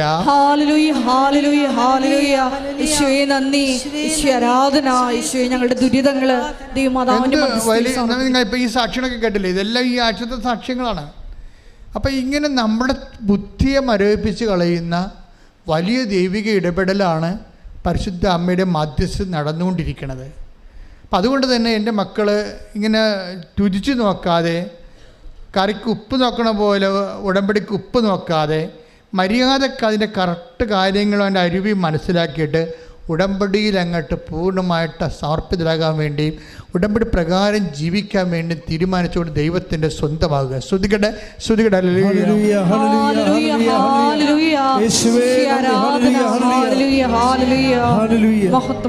അച്ഛൻ കൈ ഉയർത്തി പ്രാർത്ഥിക്കാൻ പോകുന്ന സമയമാണ്. ജോലി, വീട്, വിവാഹം, ജീവിതം, തടസ്സം, കേസ്, ഡൈവേഴ്സ്, വിദേശ ജോലി, നിങ്ങളുടെ രോഗങ്ങൾ, അതുപോലെ കുടുംബത്തിൻ്റെ സമാധാനം ഇല്ലാത്ത അവസ്ഥകൾ, വീട് പണി തകിടം മറിഞ്ഞിരിക്കുന്നത്, അതിൻ്റെ പണം വേറെ എടുത്ത് ചിലവാക്കിയിട്ട് ഇപ്പോഴേ കടക്കാരായി ഇരിക്കുന്നവരും, പലതരത്തിലും പട്ടിണികൾ പോലും അനുഭവിക്കുന്ന ആൾക്കാരുണ്ട്. അവരെല്ലാം ഓർത്ത് പ്രാർത്ഥിക്കാൻ പോകുന്നു. പിരിഞ്ഞ് താമസിക്കുന്നവരെ, ഐക്യപ്പെടാൻ ആഗ്രഹിക്കുന്നവർ, മക്കളില്ലാത്തവർ, മക്കൾ ദുർനടപ്പിൽ പെട്ടുപോയവർ, മക്കൾ ചീത്ത പ്രണയങ്ങളിൽ അകപ്പെട്ട് ജീവിതം പോയവർ, മക്കൾ വഴിവിട്ടു പോയവർ ഒക്കെ തിരിച്ചു വരാൻ വേണ്ടി ആഗ്രഹിക്കുന്നവരുണ്ട്. വലിയ മാരകമായ വിഷത്തിൽ, അതുപോലെ തന്നെ ശീലത്തിലും കഞ്ചാവ് പോലെയുള്ള പലതരത്തിലുള്ള ദുശ്ശീലങ്ങൾ അകപ്പെട്ടു പോയവർ, ഇങ്ങനെയുള്ള എല്ലാ ആൾക്കാർക്കും വേണ്ടി പ്രാർത്ഥിക്കുന്ന സമയമാണ്. എൻ്റെ മക്കളെ അതിശക്തമായി സൂചിച്ചാൽ മതി. ആ പരിശുദ്ധ അമ്മ ഇടപെട്ടുകൊണ്ട് നിങ്ങൾക്കും ഈ ആൾക്കാർക്ക് സാക്ഷ്യം പറയാൻ പറ്റുന്നൊരു ദിവസമുണ്ട്. ശ്രുതികട്ടെ ഹല്ലേലൂയ. കർത്താവേ, നിന്റെ ഉന്നതമായ നാമത്തിന് സ്തോത്രം. കർത്താവേ, നിന്റെ വിശുദ്ധ പൗരോഹിത്യത്തെ മഹത്വപ്പെടുത്തണം. കർത്താവേ, സഭയിലുള്ള സാന്നിധ്യം പ്രകടമാക്കണം. കർത്താവേ, നിന്റെ വിശുദ്ധ ദേവനത്താൽ, വിശുദ്ധ രക്തത്താൽ ഓരോ മകനെയും മകളെയും തളിക്കണമേ.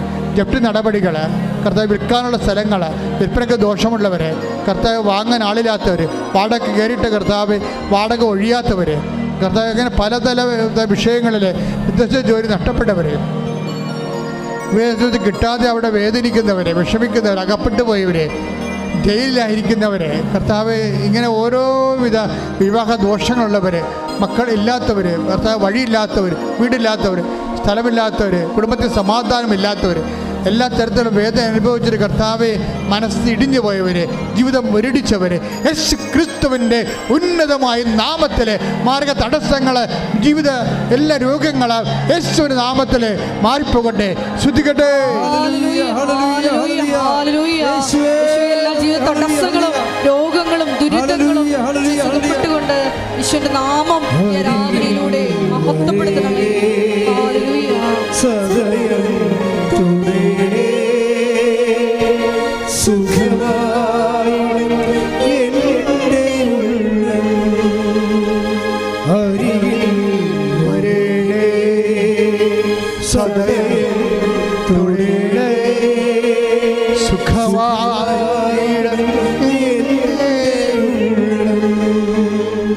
മക്കളെ മുട്ടി നിൽക്കുക. അച്ഛൻ വിട്ടുപോയ നിങ്ങളുടെ സ്വകാര്യമായ എന്തെങ്കിലും വിഷയങ്ങളുണ്ടെങ്കിൽ ഈ അനുഗ്രഹത്തിൻ്റെ സമയത്ത് അമ്മയുടെ മധ്യസ്ഥ ഈശോയ്ക്ക് സമർപ്പിക്കുക.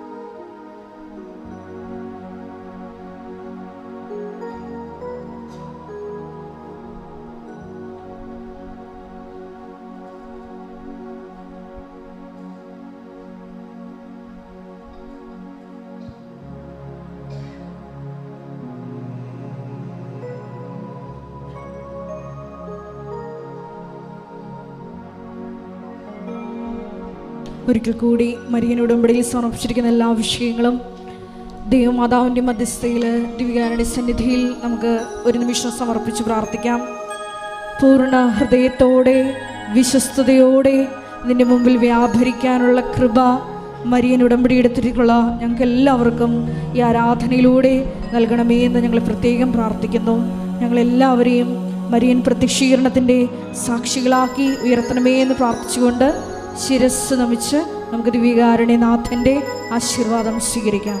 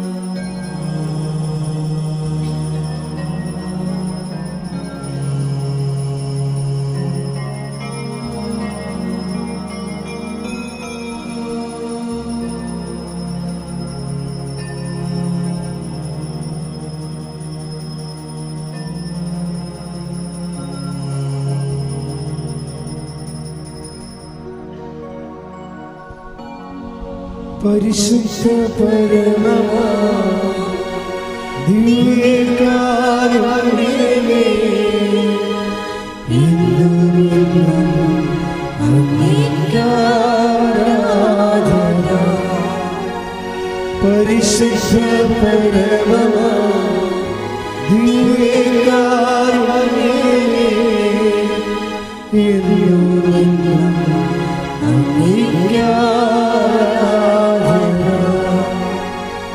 പരിശുദ്ധ പരമമാ ദിവ്യകാരുണ്യമേ,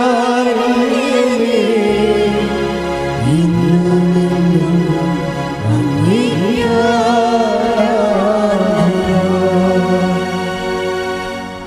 ആവേ ആവേ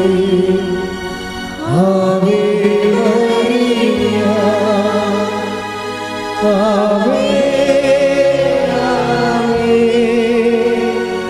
ആവേ